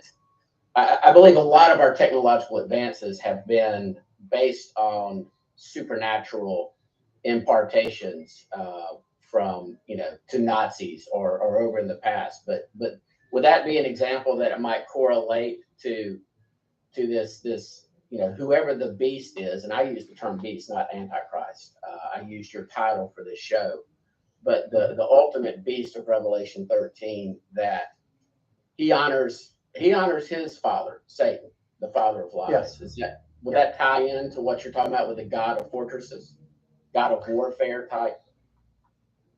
Yeah, not exactly. This is a different character from Charles, another Antichrist in the last days, but the original. Antiochus IV, who desecrated the temple, was a strong type of Charles as the Antichrist. And Antiochus was one of the kings of the north in this chapter, Daniel 11, and also in Daniel chapter 8. So he was the most important and consequential to Israel historically of all history of the kings of the north, until you get down to verse 40 in Daniel 11. But, can I add a king of the north that you may not have thought of, but Attila the Hun, who controlled a vast amount of the world and actually controlled the Rome. Rome paid tribute to him. At one time, they believed he was the Antichrist as well. His god of forces was the sword, much as you see in King Arthur's sword in the hill or the sword in the stone. They worshiped the stone. They would sacrifice animals, massive amounts of animals, to the sword that they would set up in the ground, and that was their god that they worshipped. And that's why a lot of stuff, when you tie in King Arthur and Attila the Hun, it's almost identical, same time period almost, and there's a lot of different stuff, but that chivalry ideology is basically what the newfound kingships of England are founded on, is this chivalric mythology that was forged in the Dark Ages. And interestingly enough, this is their god, and it you can kind of link that back to Mars and the god of Mars, the god of war. It's really interesting. Yes, and that brings me. I'm gonna fast forward to the coronation. If you don't mind, I want to, before we go further, I want to make one point about this passage that I haven't finished. So the reason we got into this was people are saying Charles likes women, right? Right. Okay, that's their objection, because they think that this prophecy is saying that the Antichrist is a homosexual and he's not going to desire women. So, well, Charles, he's into Camilla in some rather disgusting ways, and, was obviously into Diana enough to have a couple children with her sons, if you believe that they're her sons. I do. A lot of people don't, but I didn't know that. I believe they're her sons. He's done it with women, right? Charles has. So that being said, if you want to be crass, it turns out that Charles has also done it with men, and he's been caught doing it with men, even per Diana before she died. No way. He is a I love your sodomite. terminology, Johnny. It's like we're little kids. Charles is a sodomite. So, He's what you call a quote unquote bisexual. He's a sexual Satanist, and he's a lot of other things. You know, and that, We know he's a child predator. And that is why he was close friends with Jimmy Savile, Yep. the most notorious pedophile and sexual Satanist. Sir Jimmy Savile. You know, he's publicly known. That's why he was friends with an Anglican priest who, and I forget his name off the top of my head. Sometimes I remember, sometimes I don't. Who was like Savile, but not to the same degree. Who was bandying Charles' name about kind of as a defense, you know, when he was being caught, you know, by the authorities for what he was doing. But the point is, Charles has kept company with people like Savile, you know, as advisors and close friends. How could he not know? Yeah, and I want to fast forward. I do want to go back into a little bit in the Commonwealth Games and imagery there, but from the coronation, what would you say if you were going to like take your top two examples from the coronation? Great question. To make a case or convince those that are skeptical that your Great understanding question. is correct. What would you say would be the top two or three things from the coronation or even the invitation that you would point to as far as additional evidence that obviously you didn't have when you wrote the book in 1998 and you delayed publication based on the coronation? What would you? Yeah, let me put one thing in there before we answer that, because there was something that happened before the coronation and after the first edition of the Antichrist Cup was published. Wow. That is incredibly consequential. And then we'll go right into the coronation. And that's this statue. You remember this? Yes, let me pull it up. Poor Scott. Yep. Yeah. Okay. So this is an idol to Charles with his face, standing on top of massive human bodies, looking up to him as Savior. And at the base of this statue is the inscription, Savior of the World. And he's portrayed as an angelic figure, dressed only in a loincloth. This is Charles, and he's supposed to be hovering above this massive human bodies or crushing the head of one of them, depending on how you view it, but you know, and whose interpretation you're reading. But this is the miniature version photographed by the BBC and presented to Charles by Tocantins, the governor of Tocantins in central Brazil, after the Rio Earth Summit. And they were hailing Charles as the environmental savior of the world.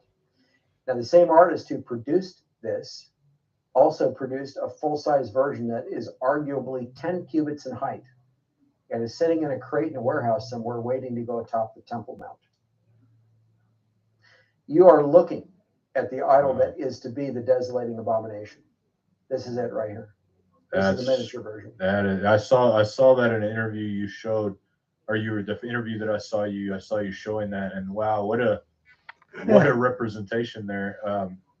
You know, and there's a lot of people in the chat. There's a lot of different ideas, like, you know, it can't, you know, we're looking in the wrong direction. But I just want to say this because obviously so many people just can't understand how it's possible that it's not an American president, or it's not this or not that. But what people don't realize that you haven't talked about yet, but that you do talk in your book about, that I think is super relevant, and I think that everybody here needs to hear this bloodline of King Charles, which I've studied very, very closely over many years. For several years, I've studied this closely, and everything points to all of the bloodline of the Nephilim, the Knights of Lorraine, the Fisher Kings, the Merovingian bloodline. All of those go all the way towards the Tudors, and then eventually right into the kingship of Wales. And this is where the ultimate bloodline of dark forces comes to. You have the Davidic bloodline, you have the bloodline of Muhammad, you have the bloodline of the Mongolians, you have Dracula, you have all of these bloodlines that converge into one specific bloodline here,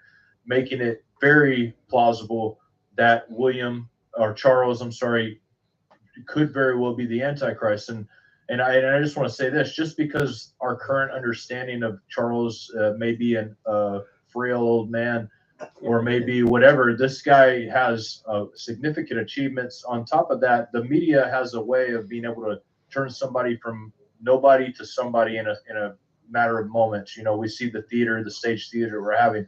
So it would be nothing for Charles to come in and swoop and save the day, especially when he controls so many resources that are all over the entire world. There's very many reasons that Charles is a very plausible representation, and from what Tim's saying here, he is the only possible candidate. When it comes to the gematria of his name, he is the only possible candidate, right? And see, the Antichrist is going to rule over a quarter of the planet. If we're in the last days, and we know we are, what royal family has a son ready to advance the kingship and will rule a quarter of the planet? None at all. It's got to be Charles and the Commonwealth. It has to be. Like the Greeks, they haven't even got kings anymore. Denmark's got kings and queens, but they're not powerful like English. Now, and I believe that in order for, in my personal opinion, of the Antichrist, it has to be someone of kingly lineage that will be accepted by Muslims and will be accepted by Jews and will be accepted by Christians. And so he definitely fits those bloodlines to the T. So I just want to interject that right now so that people that are like closed-minded to this, maybe just, even if you don't agree with it by the end of broadcast, just, you know, at least open up your mind to the idea that this is a firm possibility. Because if it is a possibility, if you look at the way the stage is being set up right now, it makes a ton of sense. Like, it makes so much sense. And that's what I was going to get into. Hold on a second. That's what I was going to get into with, because I know you. So I don't think Scott, the guy on the left up top, I don't think he's on board with this. Part of the coronation that I assumed you would get into is the bloodline and what happened behind the wall. That at least from your research, that's never happened before. When he went behind the veil and was actually I don't know what happened back there, but there's a reason it was hidden from the world. So that was one of the things I wanted you to discuss in reference to the coronation, and per what John just brought out, this they are claiming, whether it's true or not, okay, whether it's true or not, the royal family is claiming a direct lineage to King David. And I'm not saying it's true, but they're making that claim. Also, you pointed out just then, John, about the Muslim connection. So Tim, maybe expand on that a little bit more. Yeah. So Satan is called the prince of this world, and the prince of the power of the air, right? For fallen mankind in the New Testament. The Antichrist, in the case, and by the way, I want to be clear, Charles is not and this is, anyone else can take any view they want to take. I'm taking the view because God showed me who the Antichrist is in 1987. He showed me. So, and then led me to the evidence afterwards. I knew nothing about the British monarchy, nothing about royalty, nothing about any of the stuff that we talked about when God showed me. So I was brand new to all of it. But that being said, I'm saying Charles is the only candidate. Yep. He is the Antichrist. There's no possibility, literally, that it's anybody else. 100% Charles is it. Anybody who wants to argue with that, that's fine. Anybody who wants to say that Charles isn't it, well, you're going to have egg on your face because you're going to find out he is it, and you're going to have discredited yourself. Soon, you're going to find that out. So that being said, let's come back to this and then the lineage. There are some very important things about this statue that I address in the second edition of the Antichrist in Captivity. Now, this statue came out in the early 2000s, like years after the first edition of the Antichrist in Captivity was published. Okay? In Genesis chapter 3, verse 15, it's the Messiah who crushes the head of the enemy, right? Who crushes the head of the serpent or the seed of the serpent. Now, there are collective seeds. There's God's seed, which is the church in Messiah. It's Christians in Messiah. And then there's the seed, which is Christ, from God. Then there's the same thing on the other side of the aisle. On the devil's side, there's Satan, and his seed. And the seed for him would be the Antichrist, the ultimate Antichrist of history, the one who's going to be over a global government throughout the period of the Great Tribulation. That's who Charles is. He is not the only Antichrist who is foretold in Scripture in the last days. I mentioned there's going to be another king of the north. The first three horsemen of the apocalypse are also antichrists, but they're not the ones who are going to be over global government. That's Charles. Charles is the fourth horseman, and I'll come back to that. But back to this imagery for a moment. This is inverting Genesis 3:15. This is having the devil's seed, the Antichrist, crushing the heads, rather than God's seed, the Messiah, crushing the heads. So that's the first thing to notice. And Charles is being called literally Savior of the world. It's engraved on the base of the statue. It was reported on by the BBC when the statue was unveiled. This photograph was taken by the BBC originally.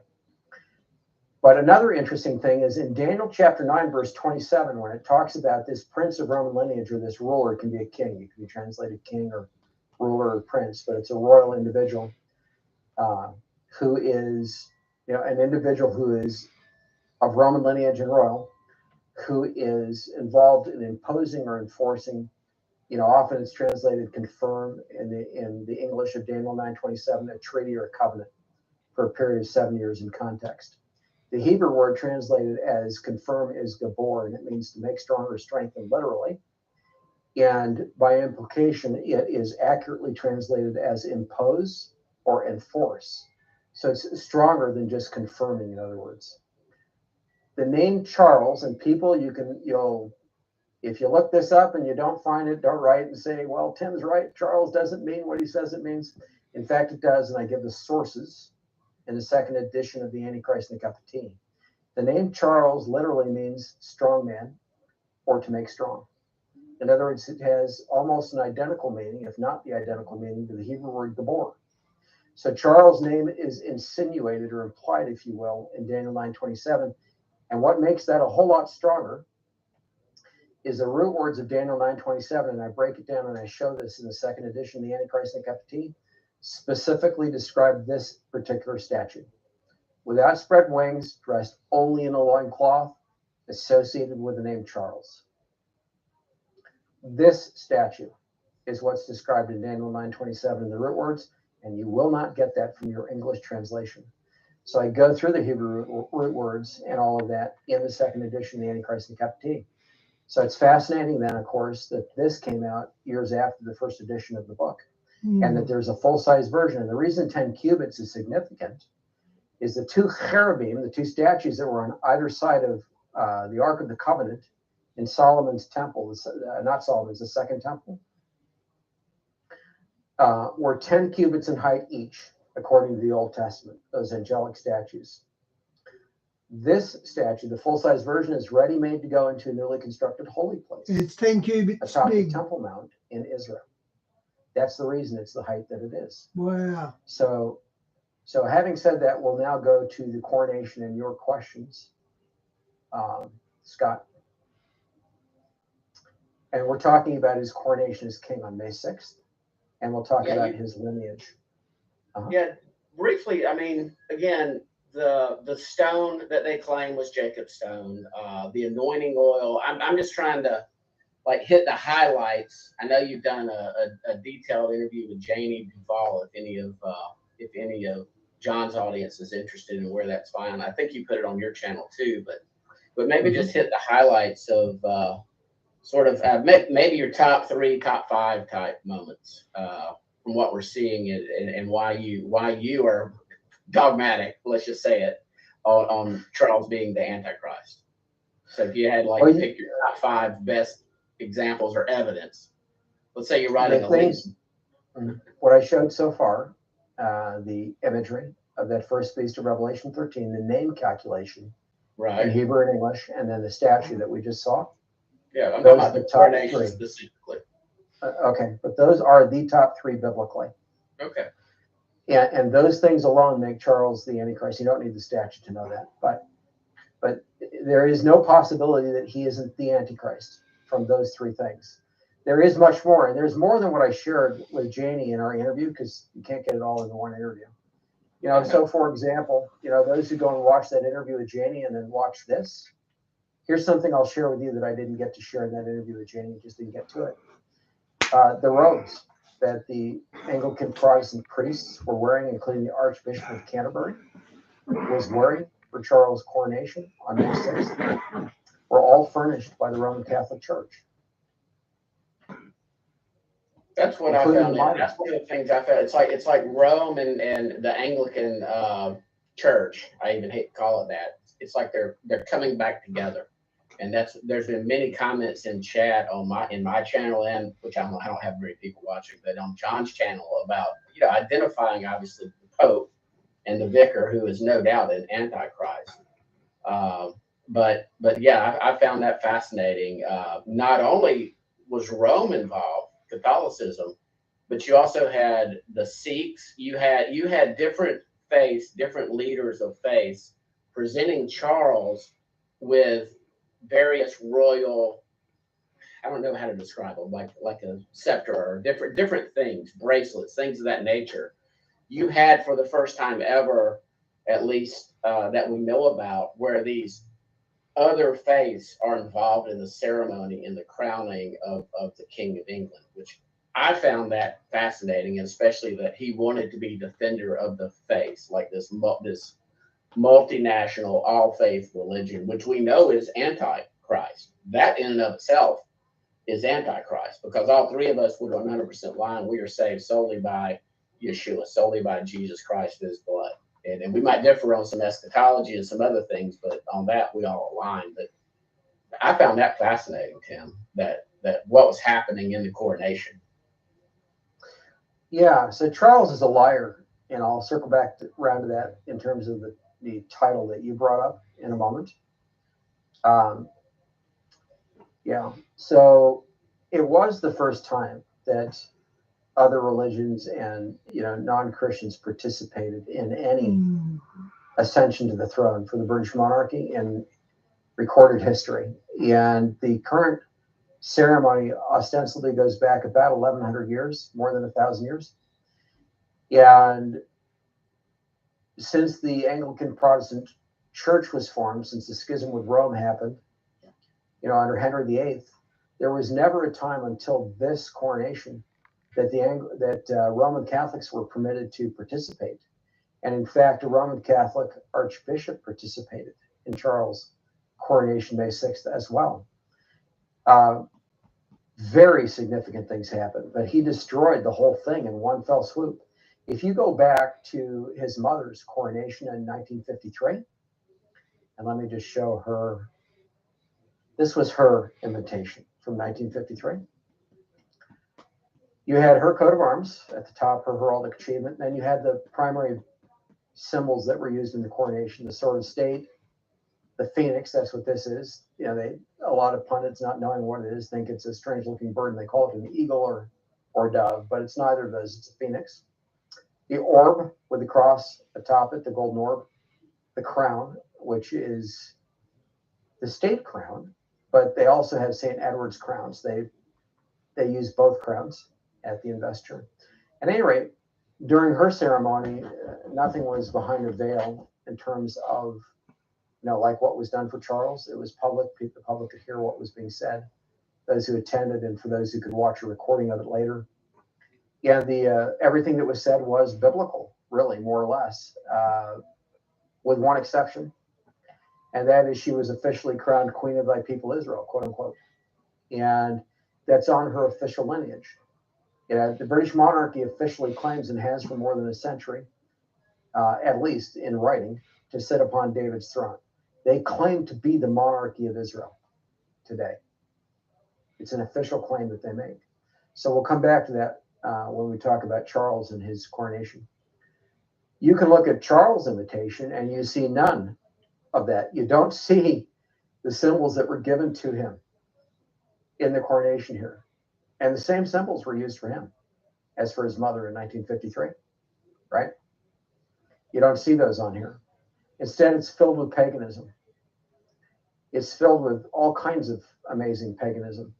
But the most significant thing, I'll run through a few things here and then we'll talk about the coronation itself. This is a version of Charles' state heraldic achievement as king. The difference between the state one and his personal one as king is it lacks the gold helm right here. It's called the sovereign helm beneath the crown. That's missing. That's the state version. This is Camilla's state heraldic achievement. You'll notice she has boars on hers. Yeah, Charles has the unicorn with human eyes still. She has boars. You'll notice these devices, the unicorn, the lion, leopard, bear, and you can't tell that this is a lion, leopard, bear beast from this invitation. You have to look at his, his heraldic achievement as Prince of Wales for that. But these devices are elsewhere on the invitation. So here's the boar, I'm circling it. Here's the lion, leopard, or lion, leopard, bear, I'm circling it. Here's the unicorn, I'm circling it. The bee is here for the Jacobites. Wow. Historically. You've got, the thistle and other things for Scotland and Ireland and England. I won't go into those here. And then you've got the green mountain head. Oh, and by the way, a butterfly symbolizing resurrection right here. And then you have the green man head, the most prominent symbol on this invitation right here. And I have a larger version of it, but I'll show this. This, you'll notice there's foliage. I often mispronounce that, growing out of its mouth right here, signifying that it's the head of a corpse, okay, with its eyes open, dead and alive at the same time. Another version of resurrection. And the green man, the mythology surrounding this pagan symbol, includes death and resurrection. So Antichrist symbolism. You'll notice it has a crown of thorns on its head, right? Right here. Mm-hmm. Tying into the theme of death. And then it's got the devil's horns hidden in foliage right here, or foliage. Yeah, they didn't do a good job hiding it, though. Well, you have to kind of look before you, right? Yeah, I mean, you got to know what you're looking for. But when I first saw that, I'm like, man, that is satanic to its core. It is. And you got the acorn here in lieu of a crown, right?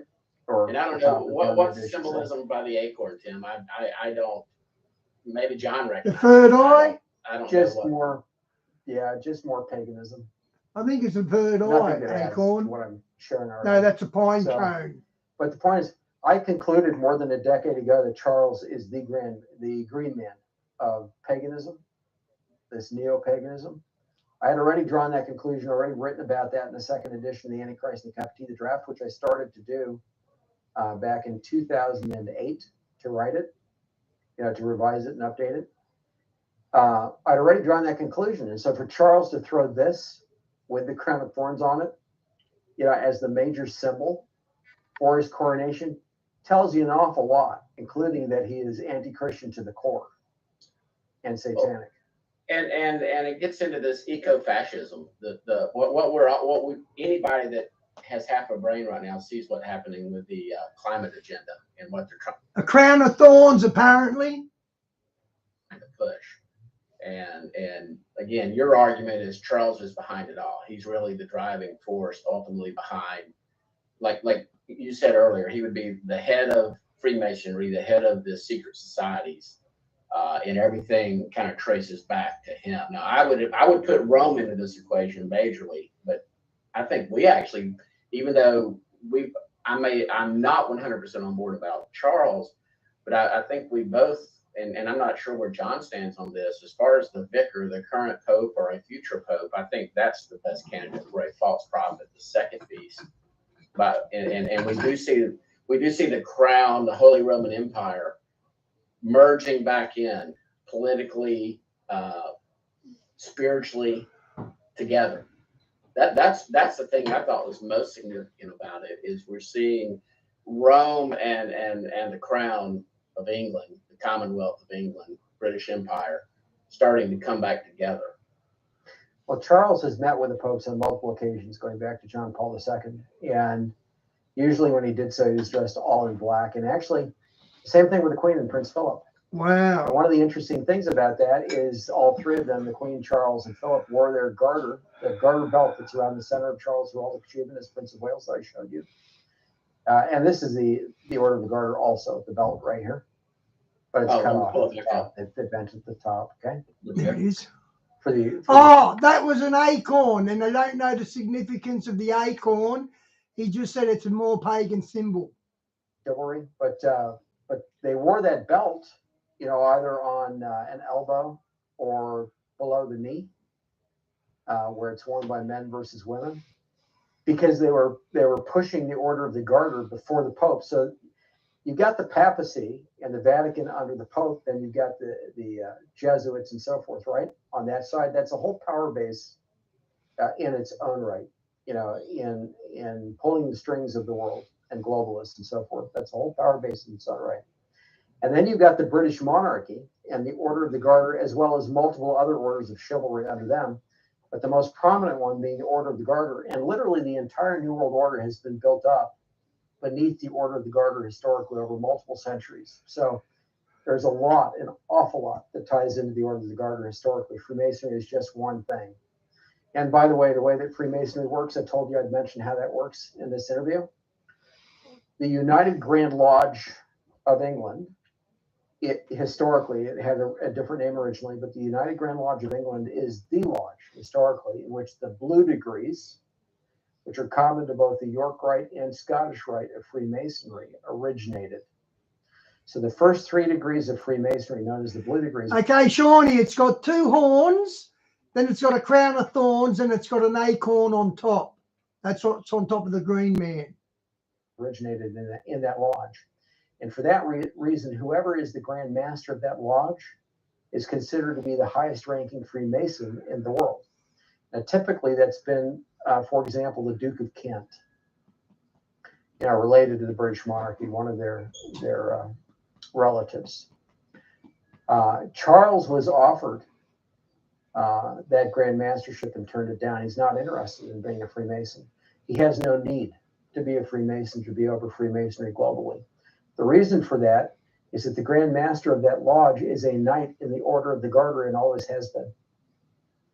You know, since that lodge has existed and the Order of the Garter has existed. And there are 24 companion knights in the Order of the Garter who are under the British monarch and the Prince of Wales of the day. So they each have 12 companion knights. And because the Grand Master of the United Grand Lodge of England is a knight under Charles, you know, even as Prince of Wales, that was the case, now also under Prince William. Both Charles and Prince William today are over Freemasonry globally by virtue of how that works. And they don't have to be Freemasons for that to be the case. But as it turns out, the Order of the Garter has also been the core leadership and remains the core leadership to this day of the Priory of Zion, the Knights Templar, the Temple Knights, the Rosicrucians, the modern Illuminati, including, you know, under Adam Weishaupt, Freemasonry, the modern international banking system, the modern international news system, the fake news media. They're all tied in. The Committee of 300 tied into the Order of the Garter. Huh? If you've heard that with John Coleman wrote a book titled The Committee of 300, where he goes into quite a few amazing things in that book, and a bunch of other things, but all tied in under the Order of the Garter.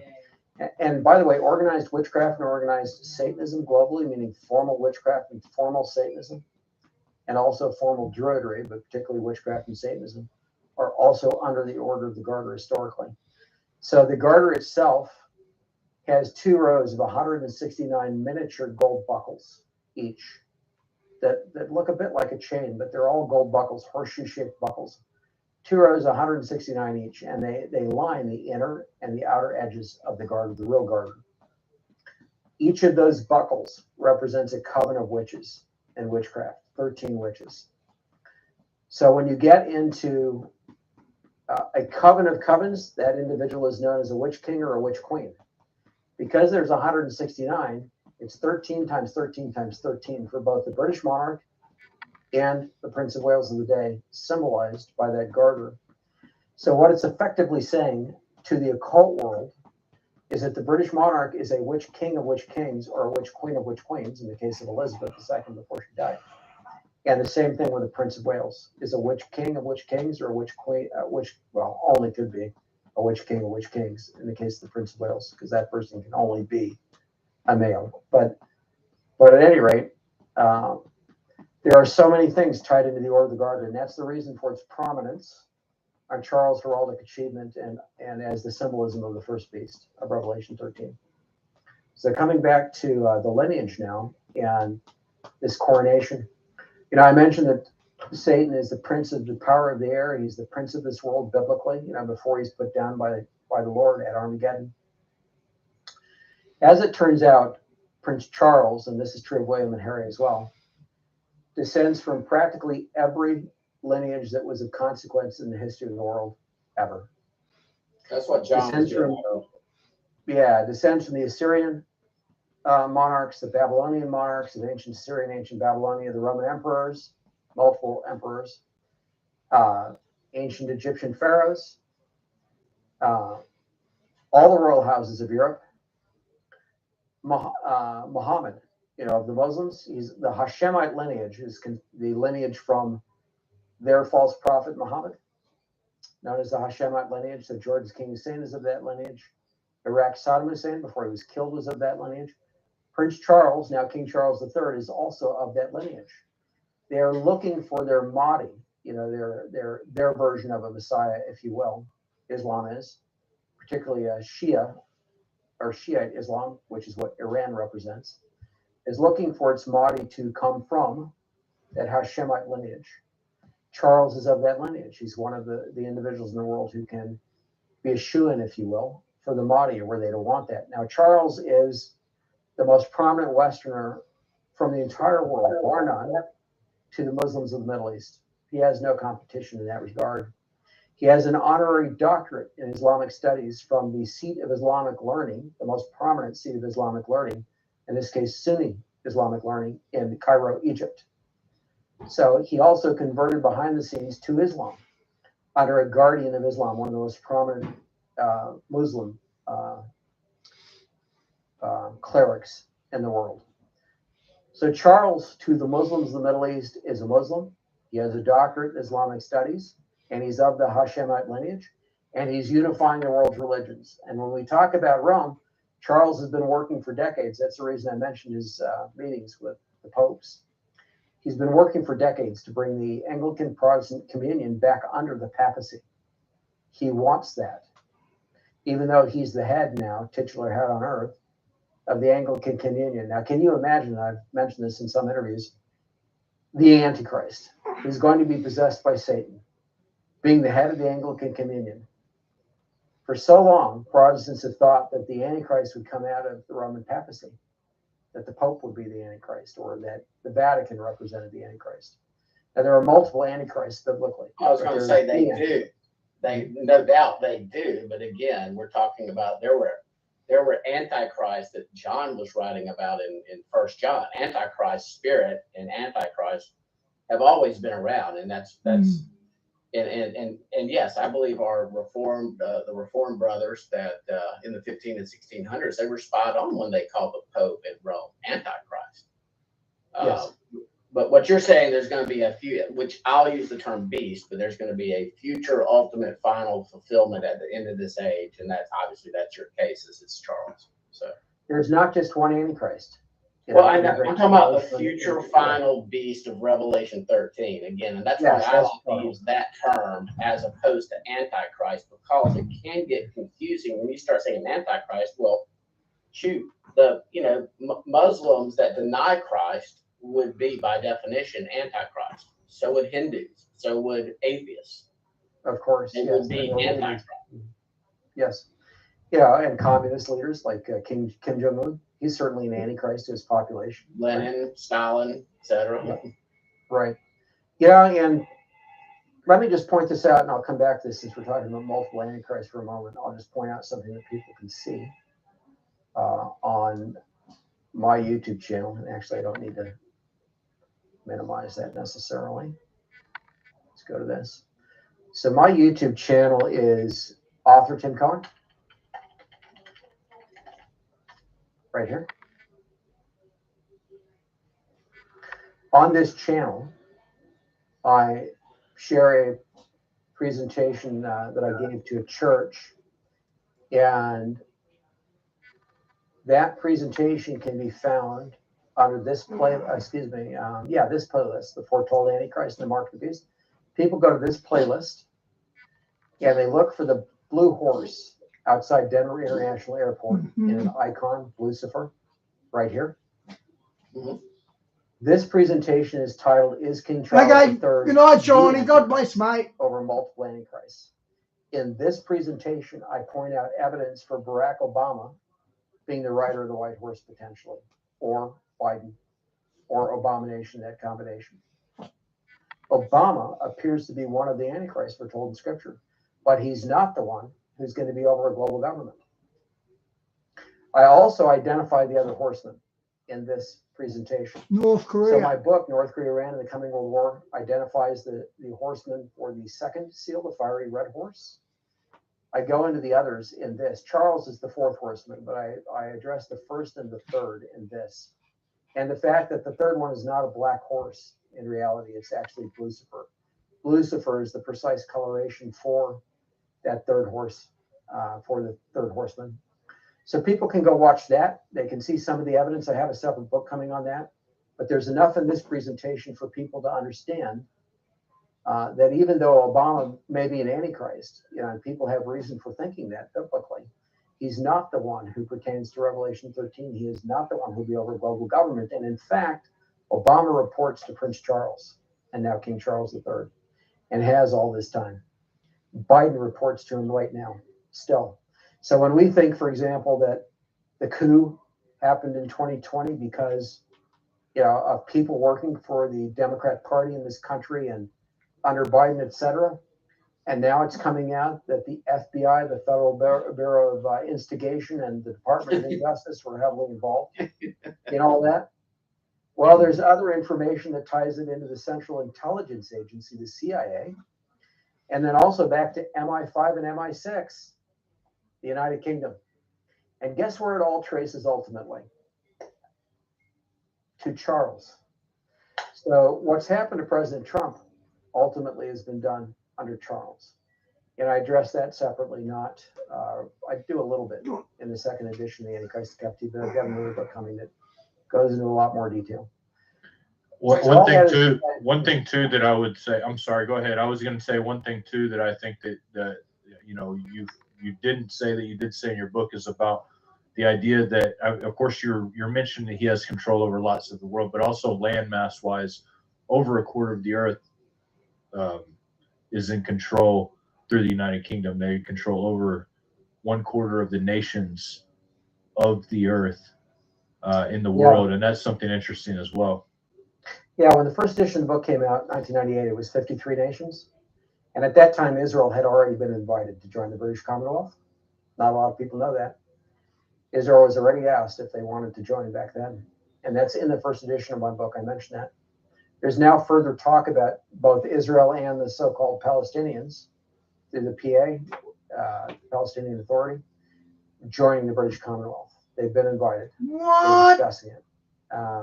Well, it only makes sense since Rothschilds are the ones that purchased the land, Palestinian land, and they were all up in the business of getting Israel going. I mean, that's the thing that I think a lot of people feel. They're like, there's no way Israel will accept Charles, but Charles is of that lineage. And on top of that, there is ample evidence to show who purchased Israel and who controls the purse strings of Israel. And I've documented that in several lectures. It's pretty amazing. But Israel itself, maybe they haven't said we're going to be a part of that.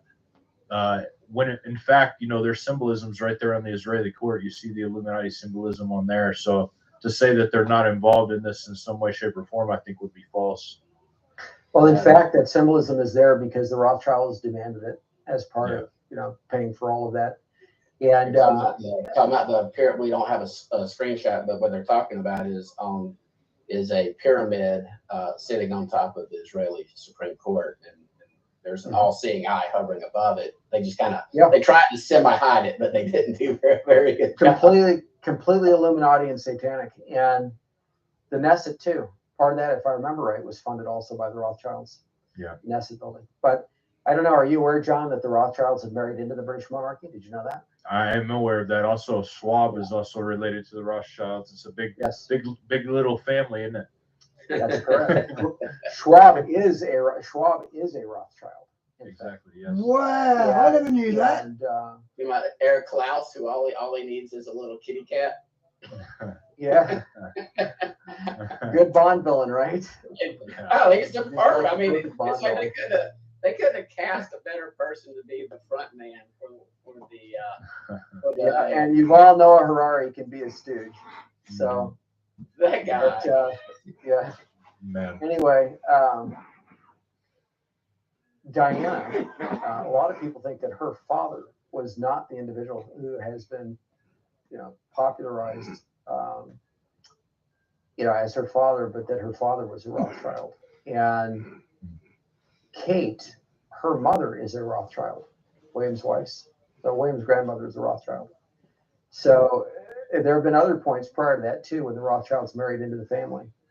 But that being said, when we talk about the proportion of the earth under the British monarchy, there were 53 nations, roughly a quarter of the world's population when the first edition was published. There are now 56 nations and 72 territories among those nations that are part of the Commonwealth, comprising ostensibly 1/3, roughly, of the world's population today.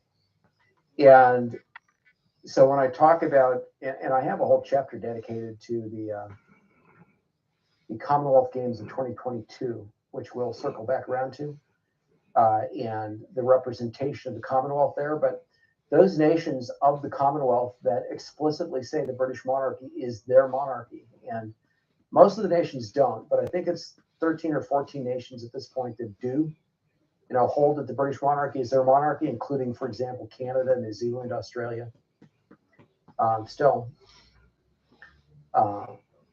And of course, the United Kingdom. But those nations that do hold that, per the legalese, if you will, technically, the crown, which now belongs to Charles, the crown owns all of their resources, all of their land, all of it.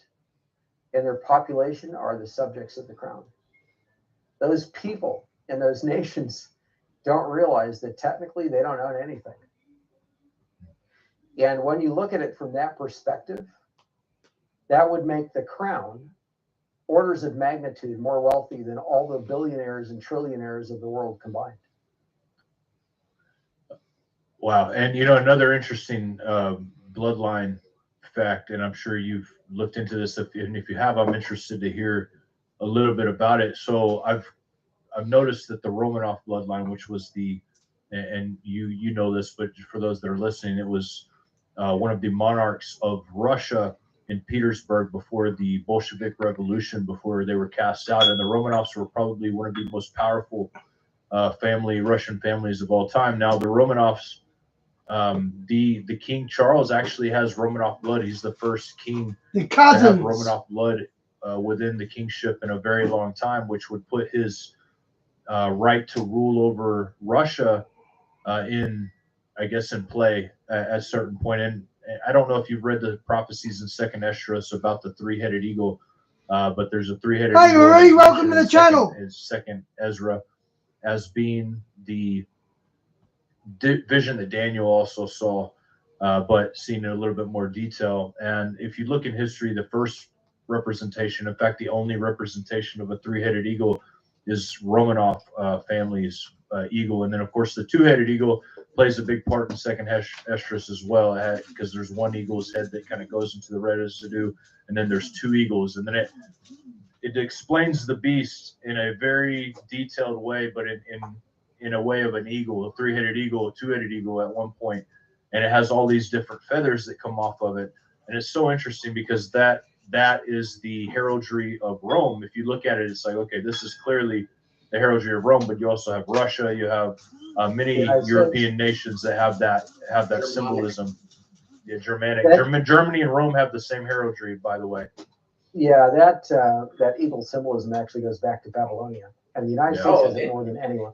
Right, I like to say, Tim, real quick, I like to say all roads, and John, all roads just make a pit stop in Rome. They ultimately lead back to Babylon. I mean, Rome was just, a more recent manifestation of Mystery Babylon. Well, let me add a few points. I'll start with yours, Scott, on Babylon. A lot of people, including prophecy, quote unquote, scholars, have talked about and written about a revived Roman Empire, in the last days under the Antichrist, and Never went that away. a revived Roman Empire, and that the global government under the Antichrist would be the ultimate representation of that. It's actually incorrect. There's no such thing biblically as a revived Roman Empire. The Roman Empire never ceased to exist. It split up into East and West, and it simply morphed into the nations that we know today. It's never gone away. What does revive biblically is Babylonia, the ancient Babylonian Empire, and it's a global system under the Antichrist, and that is the entire reason that the hidden capital, of the global government under the Antichrist is called Mystery Babylon, in the book of Revelation, the Apocalypse.